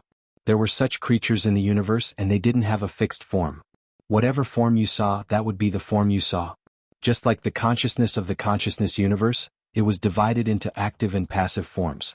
Everyone saw different forms, but the size was the same. Some creatures would actively take on a certain form, such as Clear, and appear in human form when he requested to enter the range of the karmic constellation. With Lu Yin's strength, he could see through the passive forms of most creatures, but this giant was Demao, a member of the unknown. Lu Yin couldn't see through such a powerhouse. How did you find me? Demao's voice was irritable and he raised the spatula to smash it. Lu Yin shouted, "Are you trying to break the rules of the unknown?" Demao paused and gripped the spatula tightly as he stared at Lu Yin. Luin stared back at him. Neither of them spoke. The starry sky was silent, except for the sound of the flames burning. Luin still couldn't accept what he had just seen. Demao, this member of the unknown, was actually cooking. Setting up such a large stove in the starry sky to cook? This defied common sense, and no matter how he looked at it, it felt like a dream. He didn't know what to say and was at a loss for words. Is it good? Demao was furious. How did you find me? Luin coughed. If I said it was a coincidence, would you believe me? Demao was furious. Don't make me kill you. I'm not that trash red hero. He doesn't dare to do it, but I do. Luin was skeptical because he felt that Red Hero's pressure was greater than Demao's. Demao should be very powerful, or else he wouldn't have been able to crush his immortal plume. But he couldn't have reached the level of consonance with the 3 laws of the universe, and he didn't feel Ancestor Ru Shan's oppressive aura. Don't get so worked up. We're all members of the unknown, so we should get to know each other. We're not enemies. You see, every time we're in the knowing whereabouts, it's always the 2 of us talking and no one else can get a word in. I think we can be considered friends. Demao's voice resounded through the starry sky. You're asking for it. As he spoke, the spatula swept out and grabbed the pot at the same time. A huge gap was torn in the surrounding starry sky, and flames swept out in all directions. Luin hurriedly teleported far away and only returned after a few breaths. Demao was looking for him. Don't get worked up or I'll really report you to the knowing whereabouts. You think I'm afraid of you? Don't make me eat up your human civilization. It was Red Hero who told me these coordinates, Luin said immediately. Demao sneered. I knew it was him. He betrayed his own civilization and even tried to use me to get rid of the enemy. Luin nodded. That's right. I said I wanted to know where that old man was and he gave me these coordinates. Demao was furious. Red Hero, I won't let him go. Neither will I, Luin agreed. He didn't want to fight with Demao as it was meaningless unless he was sure that Demao was an enemy. Red Hero was already troublesome enough. As for the mastermind, Luin didn't think it was Demao. Demao was too hot-tempered to do such a thing. Red Hero had told him Demao's location either because it had something to do with the mastermind. Luin couldn't deny this because he didn't know Demao, and he couldn't be sure that Demao wasn't the mastermind based on his temper. Either that or he only knew Demao's location and didn't know anything else. There was also the possibility that, as Demao had said, Red Hero wanted to use him to deal with Luin. Ever since he joined the Unknowns, Demao had been the most hostile to him. He'd even given him the nickname. As for whether or not Demao wanted to kill him, Luin was absolutely sure that Demao wanted to. Demao put down the spatula. Scram. Luin looked at Demao. Are you cooking? Demao couldn't be bothered with Luin. Scram or I'll kill you first. Luin was unhappy. We're both unknowns, but your attitude isn't friendly. Be careful or I'll take your stove away. Demao's aura surged and the stars turned green. Do you really think I won't dare to go to your human civilization? I can see that you're braver than Red Hero, Luin praised. Demao sneered. You wouldn't say that in the Unknowns. Luin was solemn. Red Hero said that you're the same kind of people. Demao was furious. Just him? He's just a traitor. How can he be compared to me? But his strength and realm are higher than yours, Luin retorted. Demao shouted angrily, he said that? No, but when he mentioned the old man and you, his attitude was different. One was fearful, the other. Luin didn't say it, but Demao was furious. If he'd said that Red Hero had said it, Demao wasn't stupid. Although he had a bad temper, he was shrewd. But if he said it like that, Luin couldn't be sure. Chapter 43-24. Luin had always compared Demao to the old man because he wanted to see Demao's attitude towards the old man compared to Red Hero. Demao raged for a while and calmed down. Then, the pot counter was gone. The entire pot counter, or rather, the pot counter and the dining table were Demao's invisible world, but this invisible world was too strange. In the distance, a door appeared and Demao walked towards it. Follow me if you can. Luin shouted, I can't figure it out. How can a vegetarian like you have such a bad temper? Demao did not reply. He entered the door directly. Luin was helpless. Behind the door was Knowing Trace. He did not dare to go. He could not go in person, but his consciousness could. Demao had obviously gone to settle the score with Red Hero. As soon as Luin entered Knowing Trace, he heard Demao shouting for Red Hero. His tone was full of anger, as if he was going to destroy Knowing Trace. He was tactful and did not speak. Red Hero, come out. Don't think I don't know you're here. Come out, Red Hero, Demao roared. His voice shook knowing trace. After shouting for a while, Clear's voice was heard. Green, how did Orange offend you? Why are you so angry? Demao said angrily, this bastard betrayed my coordinates 8 colors. Are you going to do something about this? 8 colors opened his mouth and was a little surprised. Orange betrayed your coordinates? Demao said, yes. Luin came to find me. He said Red Hero told him my coordinates. Shameful traitor. Betraying his own civilization is one thing, but betraying me. 8 colors, you have to give me an explanation. 8 colors did not respond and seemed to be thinking. Clear said, could there be a misunderstanding? Demao was angry. Misunderstanding my ass. How did Luin find me? How far am I from human civilization? How could he find me without anyone to guide him? Maybe it's a coincidence? Green, don't be angry. Harmony is important. Shut your mouth. Demao was angry. The more polite Clear was, the more he felt that he was helping Red Hero. Luin also wanted to scold Clear. What did Demao finding trouble with Red Hero have to do with him? Why did he want to interrupt? Clear was not angry. His voice was still gentle. Green, don't judge too early before things are clear, or you will lose your mind. Get lost. Cut the crap. Red Hero, get out here. Demao shouted angrily. Che was helpless. I'm helping you. You shouldn't be a match for Red Hero. This sentence made Demao explode. He roared madly, I'm no match for Red Hero? Say that again? I can't beat Red Hero? Clear said, after all, Red Hero is a top-notch expert who conforms to 2 precepts. Coupled with the underworld Red Coat's 120% path of ruthlessness, he can even fight against an expert who conforms to 3 precepts. You, on the other hand, have only conformed to 1 precept of the universe. Demao said angrily, do you really think that the more patterns you have, the stronger you are? If you have the ability, get Red Hero to come out and fight. I'm doing this for your own good, Che said. Luin was speechless. These words only made him angrier. Sure enough, Demao lost his mind. Fine, you don't want to come out, right? Every one of you is helping you, right? You all think that I'm not as good as you. Fine, since that's the case, let's all explode. Che, you live in Dongshu Mountain. I'll give the coordinates to Luin and let him talk to you. Don't think that I don't know that you also participated in the war that destroyed the 9 bases civilization. Don't pretend to be a good person. In the hanging coffin, Lu Yin's eyes narrowed. Che had participated in the war of the 9 bases civilization? Green. Che suddenly spoke, his voice so cold that it froze the void. At this moment, Lu Yin felt his scalp tingle with an indescribable sense of horror. This was Che's voice? Green, you've passed, 8 colors said. Demao sneered. You're willing to come out? What about Red Hero selling my coordinates? 8 colors' tone was flat. Did Lu Yin attack you? If he dares, I'll stew him. In that case, what's the problem? You think there's no problem?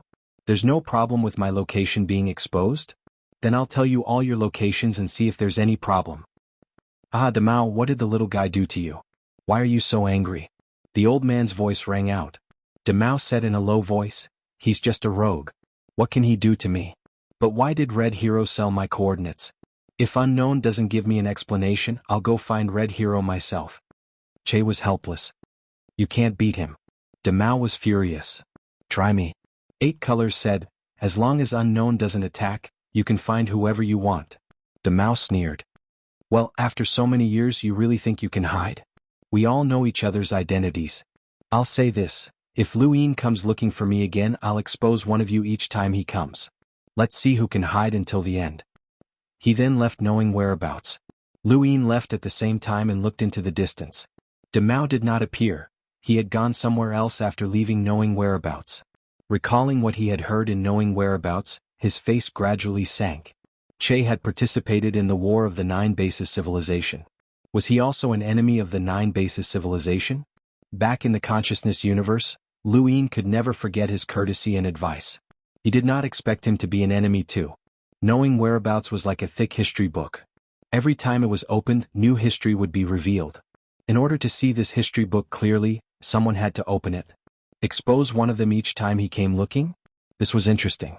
Demao, where were you? Knowing trace, the old man chuckled. The knowing trace that has been silent for many years has finally stirred. 8 colors, do you regret bringing that little fellow in? 8 colors said calmly, Unknown doesn't regret joining any of them. Ah. Che said, Orange broke the rules. Unknown doesn't expose each other. 8 colors, you should give Cyan an explanation for this. This is courtesy. Unspoken rules are also rules. 8 colors said, I don't know what to do either. Since the founding of Unknown, those who have joined have all been powerhouses. They know the rules, know their limits, act silently, and scheme invisibly.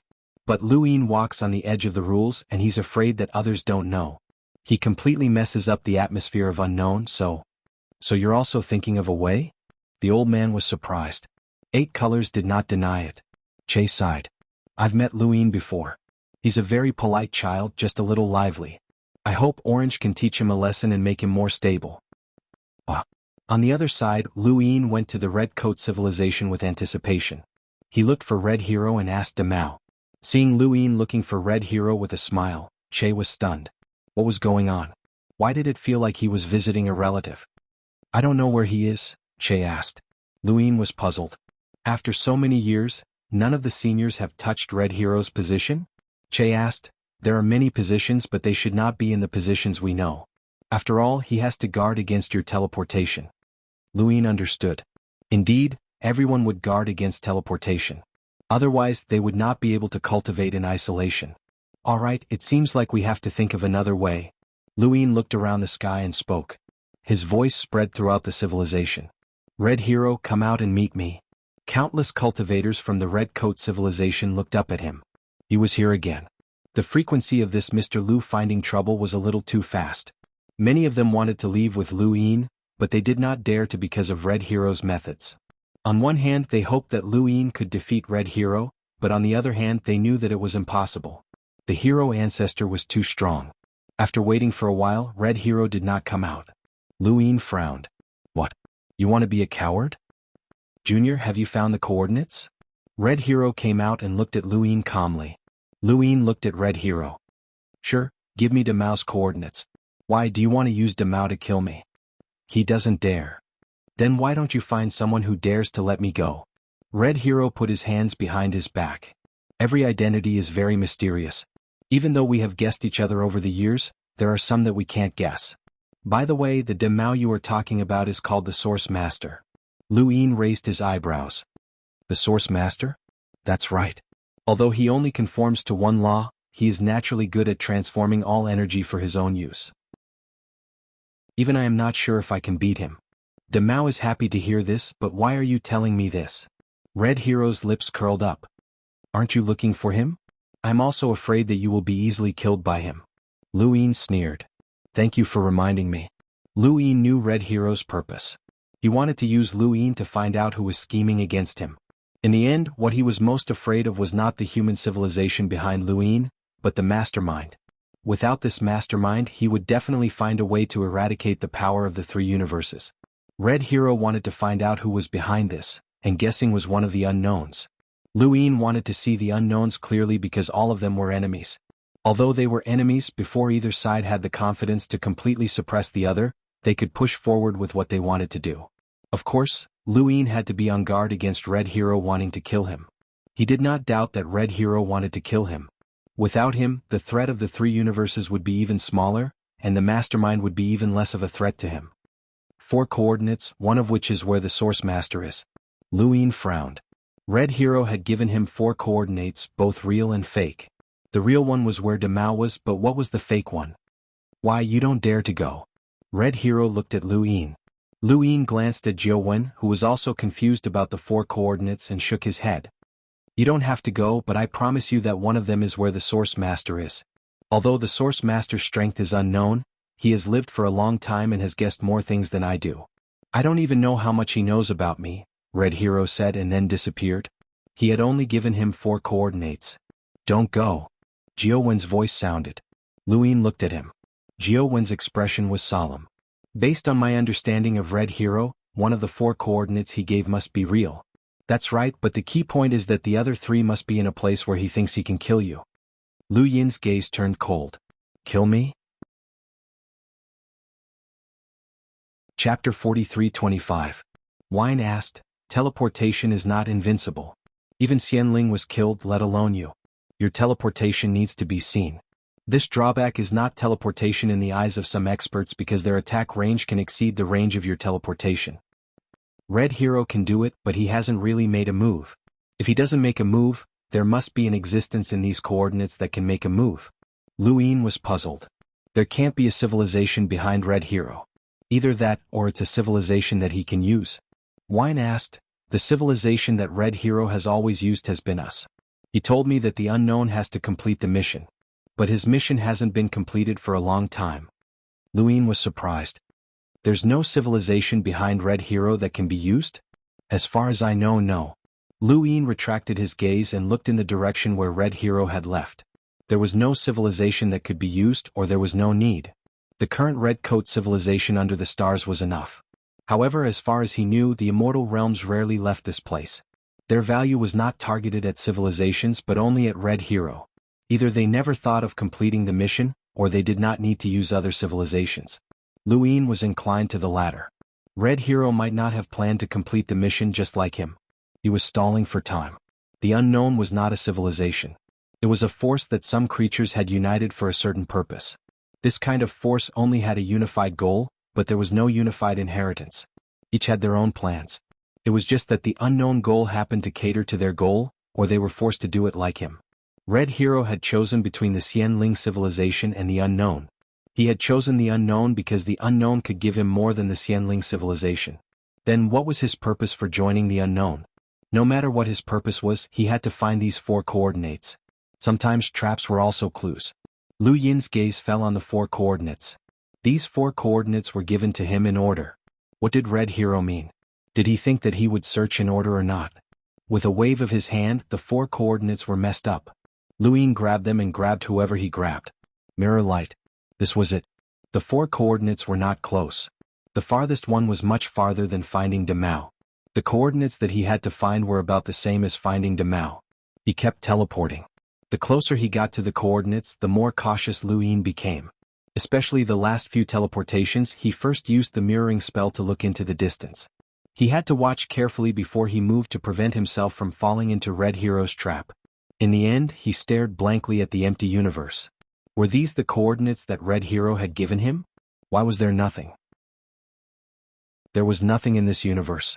Creatures, mother trees, everything that should have existed had disappeared.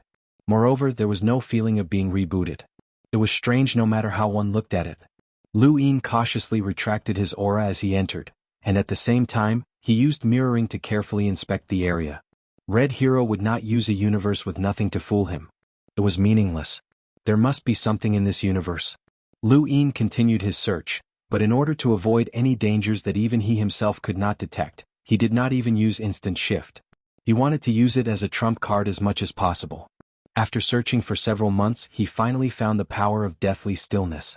That's right, this universe actually had the power of deathly stillness. Although it was very, very little and almost undetectable, it was indeed the power of deathly stillness. If it wasn't for the fact that it was too little, it wouldn't have been discovered only now. Why was the power of deathly stillness left in this universe? What was the relationship between this universe and the dead universe? What did the dead universe have to do with Red Hero? Could it be that Red Hero was not only related to Xianling in the unknown, but also the dead universe? That shouldn't be possible, right? How could a human traitor wander between these 3 behemoths? Lu Yin was not confident. He continued his search. Another half a year passed and Lu Yin looked up at the sky and sighed. This universe had been rebooted, and it should have come from the dead universe. The dead universe had rebooted this universe, but because too much time had passed, the power of deathly stillness had weakened. As for Red Hero, he should have nothing to do with the rebooting of this universe. Otherwise, why would he deliberately lead Lu Yin here? Was it just to tell him that he was related to the dead universe?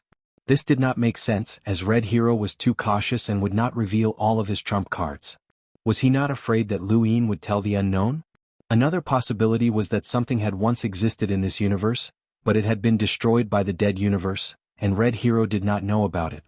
He had thought that he had been led to a powerful civilization that could threaten him, but he had not expected that this civilization would be destroyed by the dead universe. Lu Yin pondered for a long time before returning to the Red Shirt civilization to meet Red Hero.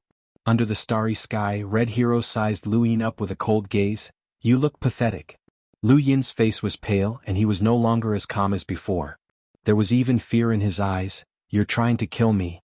Red Hero slowly said, "I only said that one of the 4 coordinates was real. I didn't say that all of them were real. That civilization is very strong.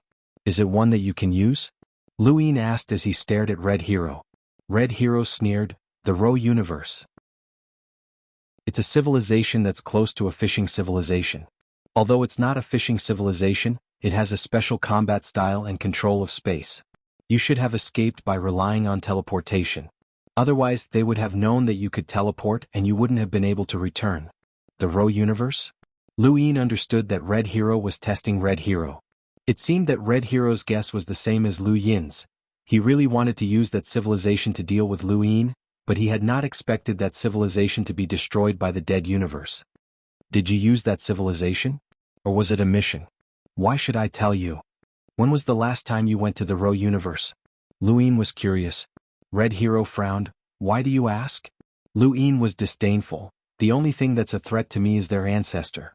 From what I can see, that ancestor's strength is not below yours.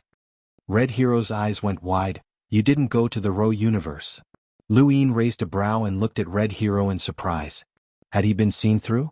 Red Hero did not understand and looked at Luin deeply. That's not right. You clearly have the aura of the Ro universe on you. That aura can't be erased even if the universe is destroyed. You must have been there. Red Hero's expression turned solemn. The Ro universe was destroyed. What you saw was the Ro universe after it disappeared. Sure enough, he had been seen through. It was probably because of the way he had addressed the Ro universe's ancestor. He had been careless. There were many civilizations in the core, and all of the civilizations that Luin had come into contact with had their own ancestor. Thus, he had naturally assumed that the Ro universe had an ancestor as well. He had wanted to trick Red Hero into giving him some useful information, but he had not expected to be seen through. There were many civilizations in the core, and they could not be treated with common sense. Luin was curious. What's the situation with the Ro universe? Red Hero coldly replied, it's fine that the Ro universe was destroyed, but there are still 3 coordinates. Continue searching. Wait, at least let me understand the Ro universe. Luin asked. The Death universe was also a great enemy. More accurately, Red Hero was just a traitor. The Death universe was unknown, and Xianling was humanity's mortal enemy. As long as there was a chance, Luin would find a way to understand it. Unfortunately, Red Hero ignored him and simply disappeared. Red Hero had not expected the Ro universe to be destroyed. Luin looked so pathetic that it was obvious that he had been testing him. This kid was too cunning, and if not for the fact that he did not understand the Ro universe, he would have been fooled. The Ro universe was called a civilization, but it was actually a creature that could split into countless other creatures. Each creature was its own universe, so how could such a civilization have an ancestor? As long as there was enough time, this creature could theoretically split until it filled the entire core. This creature was an unknown mission that Red Hero had once accepted, but he had never completed it. This time he had given it to Luin. If Luin had been careless, he would have been easily controlled by this creature. But the Ro universe had actually been destroyed. Wait, if it had been destroyed, why had the unknown side not notified him that he had completed the mission? Red Hero suddenly appeared in front of Luin again and sized him up. Luin looked at him in confusion. Have you thought it through? Are you going to tell me Mao's coordinates? Red Hero stared at Luin. Has the Ro universe really been destroyed? Luin was about to mock him when he suddenly paused. He seemed to have thought of something, but he did not say anything. Red Hero looked at him deeply and did not speak either. The atmosphere suddenly became very strange. Red Hero did not want Luin to guess anything, so he did not dare say anything. Luin, on the other hand, thought of a possibility. The Ro universe might have been his mission. Since he had completed the mission, 8 colors should have given him a reward. It was just like when the technological civilization had destroyed the devoured universe. He had not even known that he had been called to the unknown side to receive a reward. But Red Hero was actually not sure if the Ro universe had been destroyed, which was not right. As for the Ro universe being a civilization that Red Hero could use, that was even more unreasonable. Otherwise, Red Hero would not have returned to confirm it. This time he clearly told Luin that he really did not know if the Ro universe had been destroyed. It was just a civilization that could be used, and whether it had been destroyed or not was not important. Red Hero only cared about the Ro universe. If it had been destroyed because of his mission, then the unknown side had not allowed him to receive a reward. That was not right. And if it was a mission, then the easiest way was to use the portal to verify whether the Ro universe had been destroyed, not to ask Red Hero himself. The two did not speak and they were both guessing at something. Within the Blood Tower, Jianghu suddenly realized that Lu Yin and Red Hero were very similar, whether it was in terms of cultivation talent or mental fortitude. Red Hero's luck had once been astonishing, and his cultivation talent had been exceptionally high. That was why he had continued to climb the ladder and even developed a relationship with base Lord Xuanhuan. However, it was precisely because he was too smart that he had betrayed human civilization. Lu Yin was also extraordinarily talented, and his mental fortitude was extremely deep. He had practically unified 3 universes and he was extremely intelligent. The only difference was that one had a bottom line and valued the legacy of a civilization, while the other only cared about himself. Lu Yin left without any hesitation. There was no need to say anything now and Red Hero could guess for himself. The more he spoke, the more wrong he would be. Red Hero looked at the empty sky. Had the Ro universe been destroyed? Was this kid acting like this on purpose, or was it really as Red Hero had seen? The more Lu Yin did not speak, the more Red Hero thought. Chapter 43-26. Red Hero did not care about the Ro universe as it was not important. More importantly, why had the unknowable mission's reward not been told to him? It was a pity that the portal to the Ro universe had been discovered and destroyed by the creature from the Ro universe so he could not see it directly. Otherwise he would not have asked Lu Yin. If he wanted to verify it now, he could go to Zitrak and ask for another portal. However, if the Ro universe had truly been destroyed, then the unknowable mission would not give him a reward despite knowing about it. Something was wrong here. Could it be that the creature from the Ro universe had only disappeared and was not dead?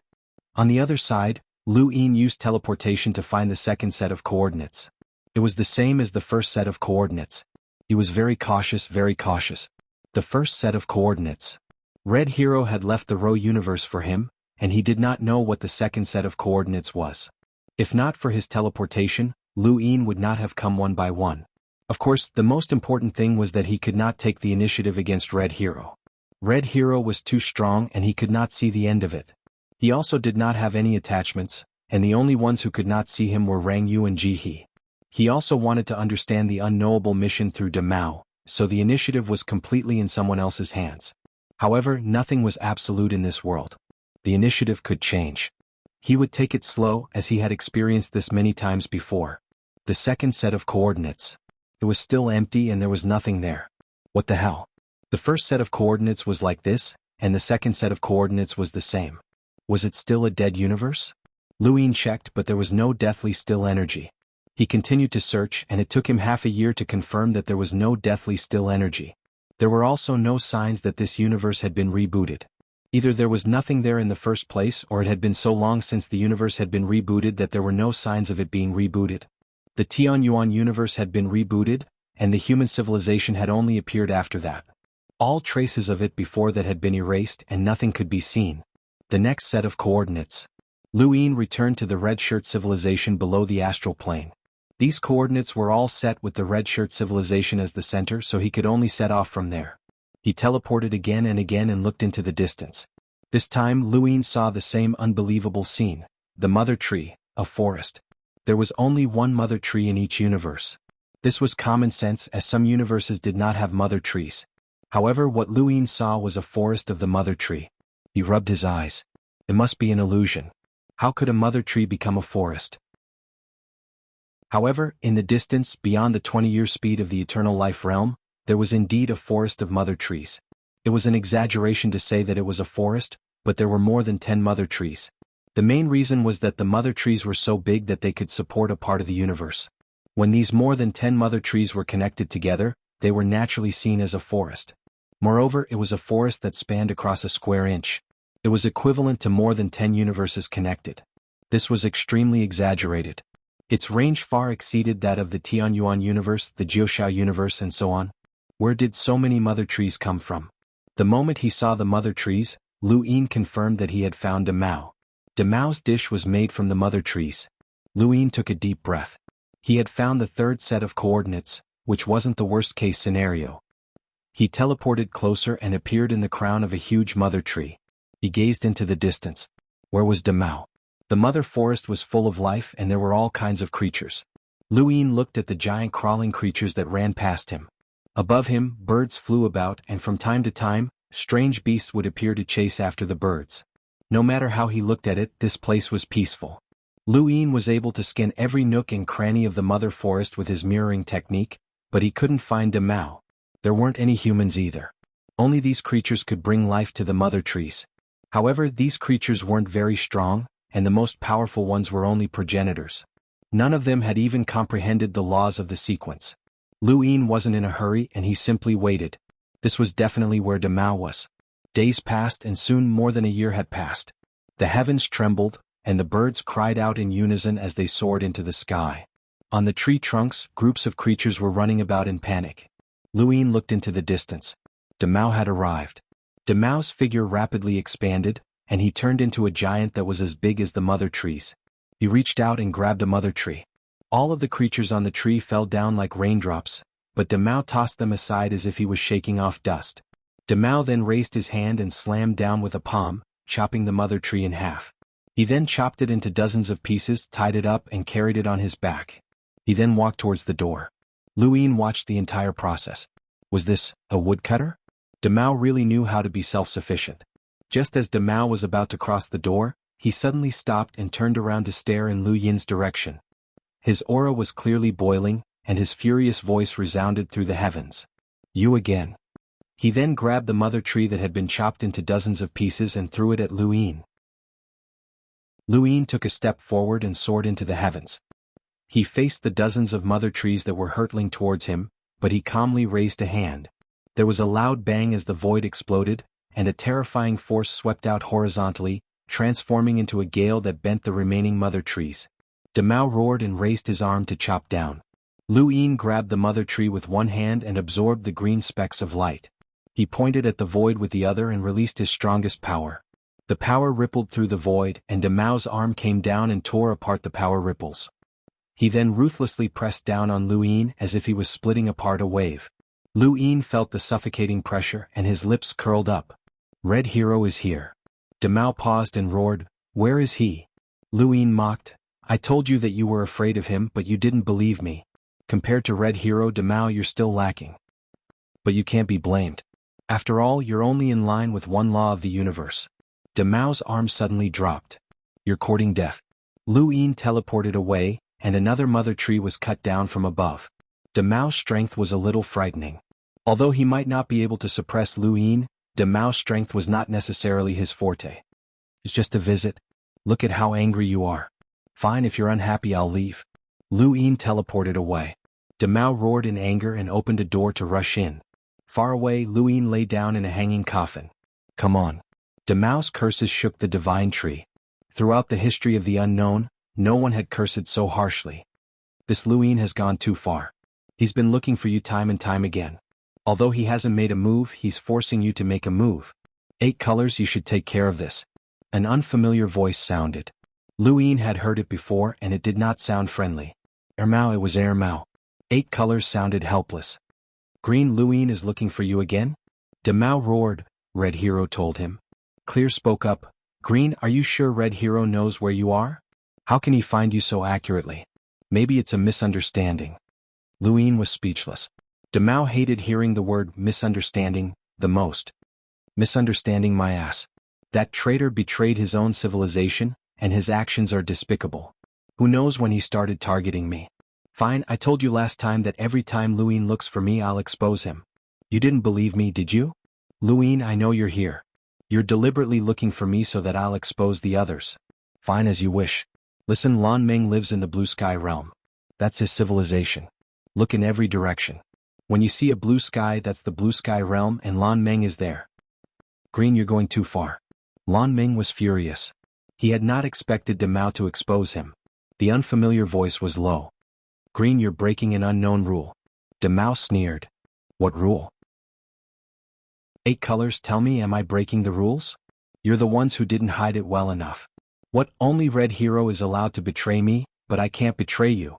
8 colors, if you say that I'm breaking the rules, I'll shut up immediately. 8 colors did not move. Although this behavior was disgusting, it did not break the rules.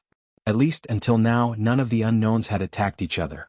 Lan Meng's mind was still in a daze.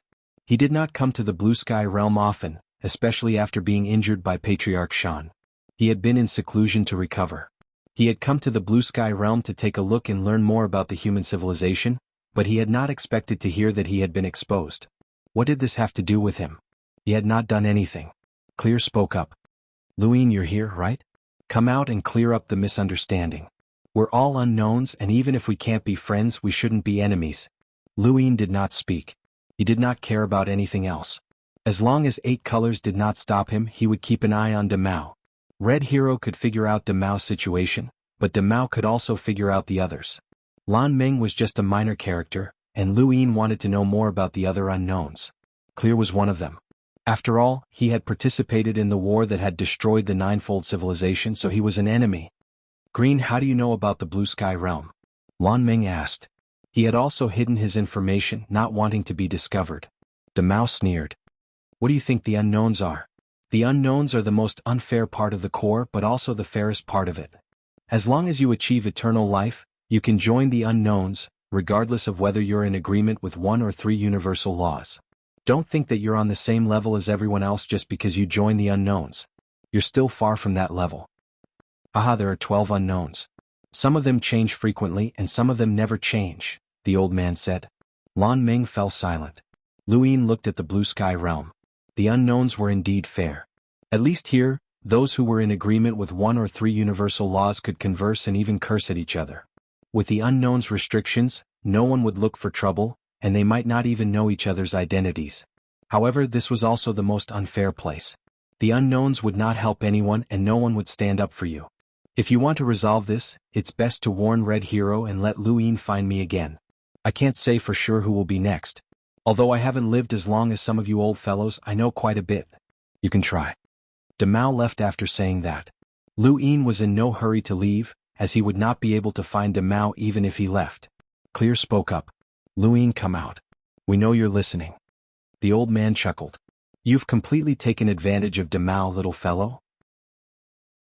Demao is too impulsive. Everyone knows that he's being used. He knows it himself, but what can he do? The unknowns are not allowed to attack each other. The 8 colors should appear. The 8 colors' voice rang out. The unknowns do not interfere with their members' actions. Haha, rules are great and I understand that. However, the unknowns have their own rules and we have our own rules as well. 8 colors, if Green dares to reveal anything about me, I'll leave the unknowns. The old man's voice was calm and he even seemed to be smiling. Of course, the prerequisite is that he understands me. Chapter 43:27. Knowing Trace was silent and no one spoke again.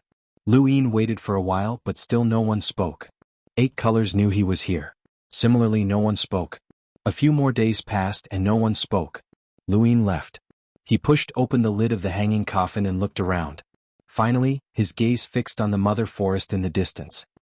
Where's the mother forest? Lu Yin's eyes widened. Gone? He teleported to the mother forest and looked into the distance with the mirroring technique. He looked in all directions but there was still no sign of it. Had it been taken away by Demao? Luin was annoyed. If he had known, he would have absorbed the green light spots earlier. What a pity, what a pity. There were so many mother trees. Unwilling to give up, he looked around again and shook his head helplessly. He had miscalculated. Demao's movements were really fast but it couldn't run away. The next time he found it, he would first absorb the mother tree's green light spots. He would definitely find it again. Luin teleported back to the Red Coat civilization to find Red Hero. Did you hear that? Luin stared at Red Hero. This last coordinate is meaningless. I still want to continue looking for Demao. Red Hero gave 3 more coordinates. Why don't you give me more? The more there are, the lower the probability of finding it. Aren't you afraid that I'll harm you? Luin smiled. I still have some confidence in myself. I'm convinced that you have so many ways to harm me. If Red Hero wanted to deal with Luin, there might be 1 or 2 great despairs or powerful civilizations. But to say more was definitely impossible. Luin could teleport. Those who could deal with him either had to conform to the 3 laws of the universe, be able to see distance as nothing, or have a strange talent. How many of these existences could there be? That Ryujo was one, and Red Hero could only have one place where he could possibly deal with him. Red Hero did not give any more coordinates. As Luin said, how could there be so many coordinates? There was no point in giving them casually. For teleporting, there was no time to waste on the road. Moreover, he also hoped that Lu Yin would stir up the situation and lure out the mastermind behind the scenes. So Lu Yin was sure that he would let him find a Mao, but there was also the possibility that Red Hero wanted to try to deal with him. Let me remind you. I said that there must be a Xian location among the coordinates, but I didn't say that there was only one, Red Hero said. Lu Yin smiled. There's still one of the 4 coordinates you gave me. You're trying to remind me of that, right? You want me to look for it? Impossible, I won't look for it no matter what. As you wish. With that, Red Hero left. Lu Yin looked at the 3 new coordinates that had been given to him. These coordinates were the culmination of Red Hero's many years of understanding of the core distance, and he was slowly beginning to see through Red Hero. Messing up the coordinates.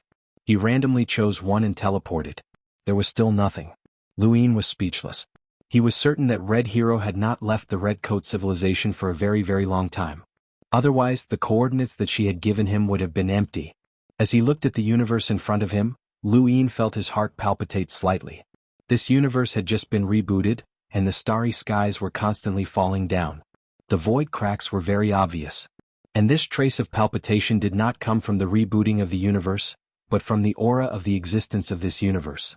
It was not the power of death, but it still frightened him. It had to be the power of the fishing civilization. Was this fishing civilization a civilization in this universe, or had another civilization descended? Lu Yin traveled through the universe, and after half a month, he confirmed that this universe was indeed a fishing civilization. This was because he could feel a trace of palpitating power in many corners of the universe. This power came from the civilization itself, and it had covered the entire universe for a very long time. No foreign civilization could cover this entire universe. A fishing civilization had been destroyed. Who had done it? It was chilling. This was a fishing civilization. The unknowns were all fishing civilizations in the dead universe, but there were differences in strength between fishing civilizations. Compared to the immortal plume civilization, the Black Apocalypse civilization was much weaker. But in reality, the Black Apocalypse civilization lived up to its name as a fishing civilization. They had a legacy seal and could jump levels, and they could always produce rascals in immortal realms.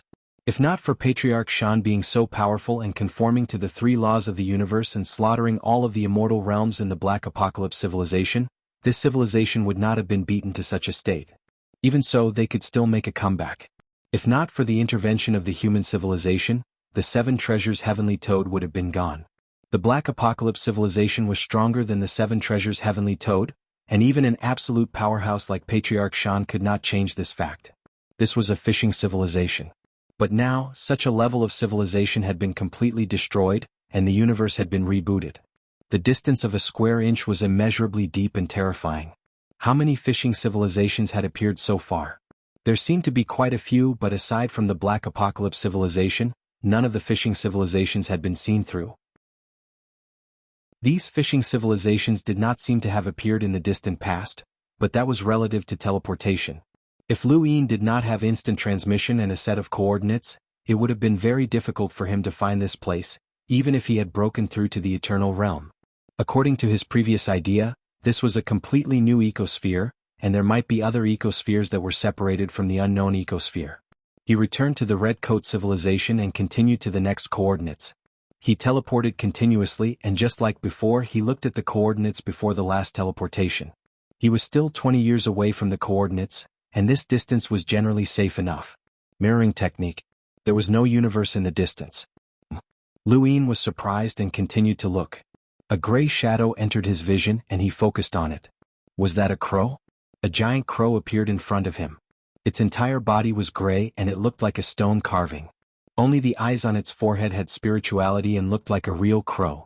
But why did it have so many eyes? Lu Yin saw 3 eyes, and there were 7 empty holes in the crow's head.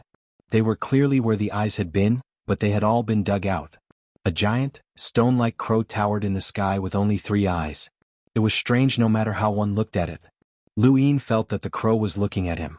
The moment he looked at it, the crow looked back at him. It was looking at him, right? Look, Wuxi couldn't move. Lu Yin wanted to teleport closer, but he found that he couldn't move. His body froze as he stared at the crow, unable to move. He used all his strength to try and move, but he couldn't even budge an inch. His body was fixed in the void and teleportation was ineffective. He released the space in his heart and tried to use the power of time to escape. Streams of light shuttled around him, but he still couldn't move. A bead of sweat rolled down his forehead. Why couldn't he move? In particular, he couldn't even move his eyes. He was locked in the same position as the crow. Yes, they were looking at each other. It was the crow. The moment he saw it, it saw him as well, and he couldn't even move. What was this thing? A sense of helplessness welled up in his heart. Ever since he'd obtained teleportation, he'd felt so safe that he could even escape from a powerhouse like Red Hero. But at this moment he couldn't even move. Was this Red Hero's trap? What was this crow? Lu Yin kept trying to escape, but the crow's pupils grew bigger and bigger until they covered the sky. It was so big that it seemed to swallow him whole. His body seemed to be sucked in, but it also felt like his mind was being sucked away. It had been a long time since he'd felt so powerless. Even against Red Hero's attacks, he could at least resist. Move, move, move. No matter what power it was, he had to move first. He even used the triple firmament sword intent to slash at himself. Even if he was injured, he still couldn't move. Gradually, black lines appeared around him. Some were long, some were short, and they seemed to extend from the crow. They filled the void and covered a certain range, and he happened to be in this range. If one looked at it from a distance, it would be a black line that stretched across the sky from the crow to Lu Yin. It would take an ordinary Eternal Realm cultivator 20 years to travel. This was an extremely exaggerated distance, as it only took a year to travel from the 9th firmament universe to the Xuanhuan universe. Lu Yin was shrouded in the lines, but he didn't feel any danger. Still he couldn't move. What he saw in front of him was the crow's eye. Suddenly his finger moved. Lu Yin's eyes widened. It was a green light spot. The green light spot he'd absorbed from the mother tree had touched his finger, causing it to move. Lu Yin hurriedly covered his whole body with the green light spot in his heart. His body sprinted and escaped the range of the lines. When he looked back, the lines suddenly disappeared. He looked into the distance. At this moment he hadn't used mirroring, so he couldn't see the crow. He didn't dare to look at the crow. At this distance he could see the crow, but the crow's eye could also see him. It was the eye that had made him unable to move. Lu Yin hurriedly teleported away and reappeared far away from where he had just been. He panted heavily. What was that thing? How could it make him feel so powerless? If not for the green light spot, he believed that he would never be able to move. Whether it was strength or karma, he couldn't move. Was this Red Hero's method? To make him unable to move forever? But besides being unable to move, there had been no danger. If Red Hero wanted to kill him, he should have taken the opportunity to attack. However, it wouldn't be easy for Red Hero to reach his previous position. The distance was too far. The crow should have been the one to attack, but it hadn't done anything other than immobilizing him. What was the reason? Lu Yin looked into the distance and slowly calmed down. After a moment of contemplation, he used mirroring again and changed his direction. He saw the crow again. At the same time, the crow's eye also saw him. He couldn't move again. Lu Yin's expression changed, and he hurriedly covered his body with green light spots to avoid it. He teleported away and continued to change directions. But no matter how he changed directions, unless he appeared behind the crow's head in a blind spot, the crow's eye would also look at him the moment he looked at it.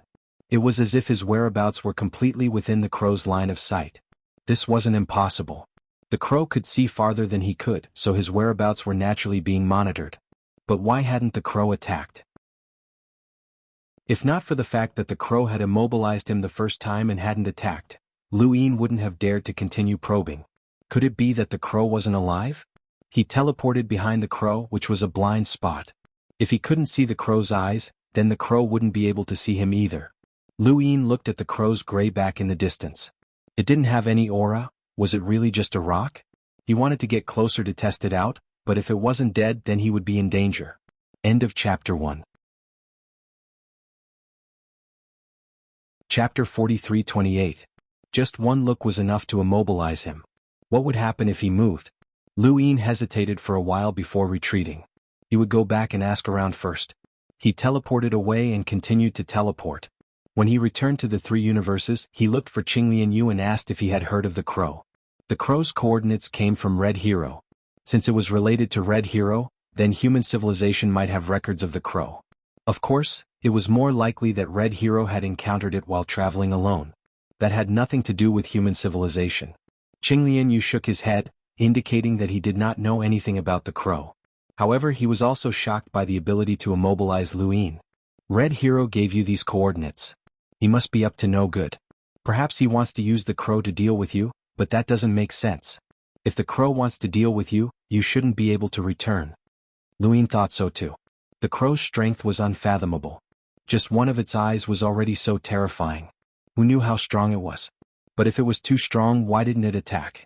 Red Hero must have seen the crow. If he was immobilized, was Red Hero immobilized? If you can't do it, then don't look for the crow, Xianxia suggested. His expression was heavy. There are too many strange civilizations in the square meter. It's impossible to see everything clearly. Lu Yin's eyes flashed.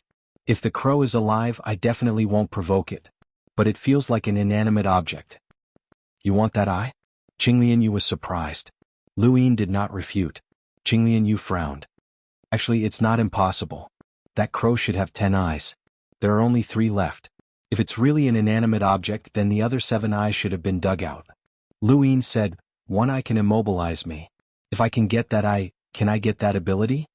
This was what moved Lu Yin the most. Although his strength couldn't compare to a powerhouse with 2 laws, he was still strong enough to put up a fight. If he could obtain that ability and catch his opponent off guard, then he would be able to turn the tables against a powerhouse with 2 laws into a victory. The question now was whether the crow was an inanimate object or not. If it was alive, then he definitely could not provoke it. I'll go with you to take a look, Xianxia said. Lu Yin was tempted, but he still refused. Xianxia's existence could restrain Red Hero. If something went wrong, the 3 universes would not be able to protect themselves. This might be a trap for Xianxia and his boss. It was impossible for Red Hero to get an answer, so he asked the wine. Lu Yin teleported to the Red Shirt civilization and appeared in front of the blood tower to ask about the wine. 10-eyed crow. Xuanhuan was shocked, and he stared at Lu Yin in disbelief. Even when facing Red Hero, he had never been so shocked. Lu Yin sighed in relief. It seemed like Xuanhuan knew. Senior, do you know about the crow? Xuanhuan stared at Lu Yin. Tell me more about it in detail. Don't leave out anything. Lu Yin recounted the first time he had seen the crow, including his feelings. Xuanhuan listened attentively, and his eyes flickered with lingering fear. He then looked at Lu Yin and said in a heavy voice, you were actually able to escape from the 10-eyed crow's line of sight. How fortunate, how fortunate. It's my fault for forgetting such an important thing. I should have reminded you earlier. This is Red Hero's trump card. Lu Yin was confused. Red Hero used this 10-eyed crow to deal with me? Xuanhuan nodded. 10-eyed crow, a creature that only exists in legends. It is not a legend in the eyes of ordinary people, but a legend in our eyes. Can even be said that it is a legend in the 9th base. Lu Yin's gaze turned cold. A legend in the 9th base? Legend has it that the 10-eyed crow was born from the universe. It is immortal and eternal, and even time cannot trace back to its origin. It is temperamental and might destroy a civilization because it does not like it. It might also be in a good mood and not care if you ride on its head. In short, it is a strange and powerful creature.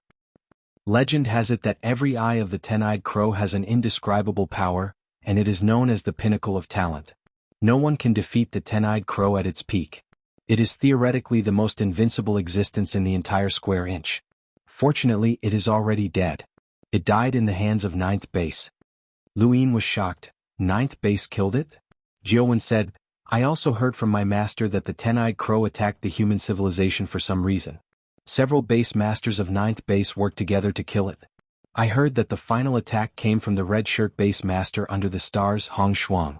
She used the merciless path to burn the 10-eyed crow and turned it into a statue forever. At this point he looked at Lu Yin. It seems like the legend is true. If not, Red Hero would not know where the 10-eyed crow was. He lured you over to use the 10-eyed crow's eyes to deal with you. You were lucky to be able to escape. Lu Yin was also glad. If not for the mother tree's green light spots, he would not have been able to escape. Fortunately, the 10-eyed crow was already dead. Mr. Lu, legend has it that every eye of the 10-eyed crow is the pinnacle of talent and can be controlled by humans. My master once regretted that he did not try to seize its eyes. Now there are only 3 eyes left. Since you can escape from the power of one of them, perhaps you can try to take it. Lu Yin originally had the same thought, but Xuanhuan's words shocked him. Can I? It should be possible. Are you sure that the 10-eyed crow is dead? Xuanhuan nodded and said solemnly, when I was born, the legend of the 10-eyed crow was that it was dead. Later on, I asked my master and he confirmed that it was dead. I heard that there were many attempts to let the elite prodigies take its eyes in the 9th base. My master tried to compete but failed. If it was not dead, the ninth base would not let anyone try it. When I was born, it was already the end of the ninth base civilization. There were enemies everywhere and such attempts had long stopped. No one ever mentioned it again. I did not expect Red Hero to use the 10-eyed crow to deal with you. Luin looked into the distance. During the ninth base civilization, those elite prodigies would have absolute powerhouses protecting them when they tried to take them away from the 10-eyed crow's line of sight. Now there was none. Red Hero should be very sure that he would be frozen. Now that he had appeared, what was he thinking? Of course, Red Hero was not sure if he had seen the 10-eyed crow before. Also, since Red Hero knew where the 10-eyed crow was, did he know? Did Xianling know? Did they not try to take its eyes? Or did they try and fail? Senior, how many eyes did you hear of the 10-eyed crow remaining? I don't know. Master did not say. He only said that he had not heard of anyone succeeding. Perhaps he did not say anything even if he succeeded. That's possible. Actually, the one with the highest chance of success was the fourth stronghold's Heavenly Eye tribe. Unfortunately, they are all gone now. Lu Yin's eyes narrowed. Was the fourth stronghold's Heavenly Eye tribe gone? No, they were still around. They had just changed their name to the Longevity Civilization. Lu Yin was very clear that the Longevity Civilization was a human civilization. Jingmen Shangyu could not tell because she did not have the Heavenly Eye, but he did. How could there be so many coincidences? The Longevity Civilization just happened to be able to repair the Heavenly Eye and had even helped him deduce the Heavenly Eye battle technique. It was unbelievable that they were so friendly to human civilization, and they were even willing to let him enter the Eye world. When Xuanhuan spoke to him, his tone was filled with vicissitudes and even guilt. In the past, Lu Yin had not known which branch of human civilization the Longevity Civilization belonged to, but now he knew. The Heavenly Eye tribe was a very clear name. They were from the fourth stronghold. Wu Tian's Heavenly Eye had not been obtained through cultivation, but rather through awakening his innate gift. There were two ways to obtain the Heavenly Eye from the Longevity Civilization. One was to be bestowed, which was through the vine climbing competition, and the other was through self-awakening. Although the Longevity Civilization did not mention it, Jingmen Shangyu had stayed in the Longevity Civilization for a period of time and had heard of such rumors. Thus, when Lu Yin had returned from the Longevity Civilization and learned that even Wu Tian himself did not know how to create the Heavenly Eye, he had an idea. It was just that the Longevity Civilization had disguised themselves so well that one could not tell that the vines were their legs or that the Heavenly Eye was on their forehead. Such methods were truly strange. The Longevity Civilization also knew that they could guess it, but they did not say it out loud. When he had left the Longevity Civilization, Lu Yin had specifically asked if they would help if the Longevity Civilization encountered a calamity one day. This question was equivalent to telling the Longevity Civilization that he had seen through it. They would meet again in 800 years. Should he make a trip there at that time? Jiaowen's voice could be heard. A person's fate is truly indescribable. Countless people have failed in their attempts, but you might be able to succeed. Coincidentally, this attempt came from Red Hero. It is truly destined by the heavens and not up to anyone. Red Hero definitely did not have good intentions. He did not know that Lu Yin had the Mother Tree's green light spot, nor did he know that the green light spot could avoid the 10-eyed crow's innate gift. Otherwise, the eye would have been taken away during the 9th defense stage. Red Hero wanted to plot against him, but he had too much knowledge. Regardless of whether Xianling and the rest knew where the 10-eyed crow was, Lu Yin decided to take the eye. The ability to free space was too tempting. He teleported and disappeared. Red Hero reappeared and looked into the distance in shock. What did he say? Jiaowen looked at Red Hero calmly but did not tell him. Red Hero looked at Shi Shangfeng. What did Lu Yin say? Shi Shangfeng shook his head. I did not hear anything. Red Hero's gaze was cold, but he could not do anything. Without Shi Shangfeng he would have to drag the Blood Tower himself, and he would be bound by the Blood Tower's karma. If he did not use the Blood Tower, Jiaowen would be free. 1 Qinglian, 1 Jiaowen, plus a 7 treasures Heavenly Toad and Lu Yin's teleportation, he did not have the confidence to fight them. Did Lu Yin go there or not? If he went, he would definitely be frozen and unable to move. Red Hero had to use all his strength to escape from the frozen space, so Lu Yin should not be able to escape. Even if he teleported, it was impossible for him to escape. Otherwise, Xianling would not have been killed by the 10-eyed crow. The 10-eyed crow loved to eat Xianling. No matter what, as long as Lu Yin went, he would be finished. Lu Yin teleported again and again, arriving behind the crow. The crow had its back to him and could not see him. He teleported again and was not far away from the crow. Looking up, the 10-eyed divine crow's body was very large. Although it was far from being as large as Big Hair, it was still a huge creature. Chapter 43:29. Now that he was so close, Luin could see that there were many wounds on its body. Its feathers had been torn apart, revealing bone in many places. Its entire body had been roasted into a gray stone statue, a result of the Red Frost Base Lord's merciless path. Luin did not know how strong the Base Lord was, but it was at least stronger than Red Hero. Even someone like Red Hero had needed several people to work together to deal with the 10-eyed crow, which showed just how powerful it was. The Base Lord also had a stabilized turbid treasure. It could be said that the Base Lord had a stabilized turbid treasure. Its strength was not much weaker than Patriarch Shan's. This 10-eyed crow had required several experts at Patriarch Shan's level to fight it. It was no wonder why it was invincible in the core space. Luin raised his hand. He touched it. It was cold to the touch and felt like stone. Luin slowly rose until he was behind the crow's neck. He moved slowly and saw the eye. At the same time, the eye also saw him. He could not move again. He used the mother tree's green light to push it away and looked at the back of the crow's head. Its eyes could move and were flexible. Was it really dead? Or was it not dead? Was its consciousness trapped by its body? Luin took off the eye. But how could he do that? Luin faced the crow and took a deep breath. He determined his position and teleported right in front of the crow, almost touching the eye. He raised his hand, but he could not move. The mother tree's green light attached itself to his arm, and he slowly raised it to grab the crow's eye. At this moment, the crow's eye was not far away from Luin's. It was so huge that it stared at him, causing him to panic. As his hand approached, the starry sky seemed to flow in reverse. His body was swallowed up by the crow's eye, and it also felt like time was flowing in reverse. Luin exerted some strength and his finger touched the crow's eye. It was one of the 3 eyes that had been staring at him all this time. A flowing sensation spread along his arm, and in that moment, Luin's forehead opened. Scenes from the past appeared in his mind. They were scenes from the eye world when his celestial eye had absorbed the eye power. Xuanhuan had lied to him and said that it was a simulation, but it was actually the past. These were scenes of the celestial eye tribe's past battles. Scenes of their usage of the celestial eye had been preserved in the eye world. One of the scenes was exactly the same as what Luin was doing right now. Someone had touched something with their hand, and Luin now knew that they were touching the 10-eyed crow's eye. Someone from the Celestial Eye clan had obtained one of the 10-eyed crow's eyes. That scene overlapped with what he was currently experiencing, and Luin finally understood. He released his eye power and connected it with the 10-eyed crow's eyes. The purple eye power oppressed the heavens, causing the surroundings to sink. The 10-eyed divine crow's eyes were intelligent and cold as it stared at the heavenly eye. Luin suddenly struck out with his palm and struck the 10-eyed crow's eye, causing the eye to become dazed and stunned. It was at this moment that Luin's pupils boiled and completely enveloped the eye, plucking it off. The moment the eyeball was plucked out, it suddenly shrank and turned into a ray of light that flowed into the heavenly eye. Luin took a few steps back, feeling dizzy.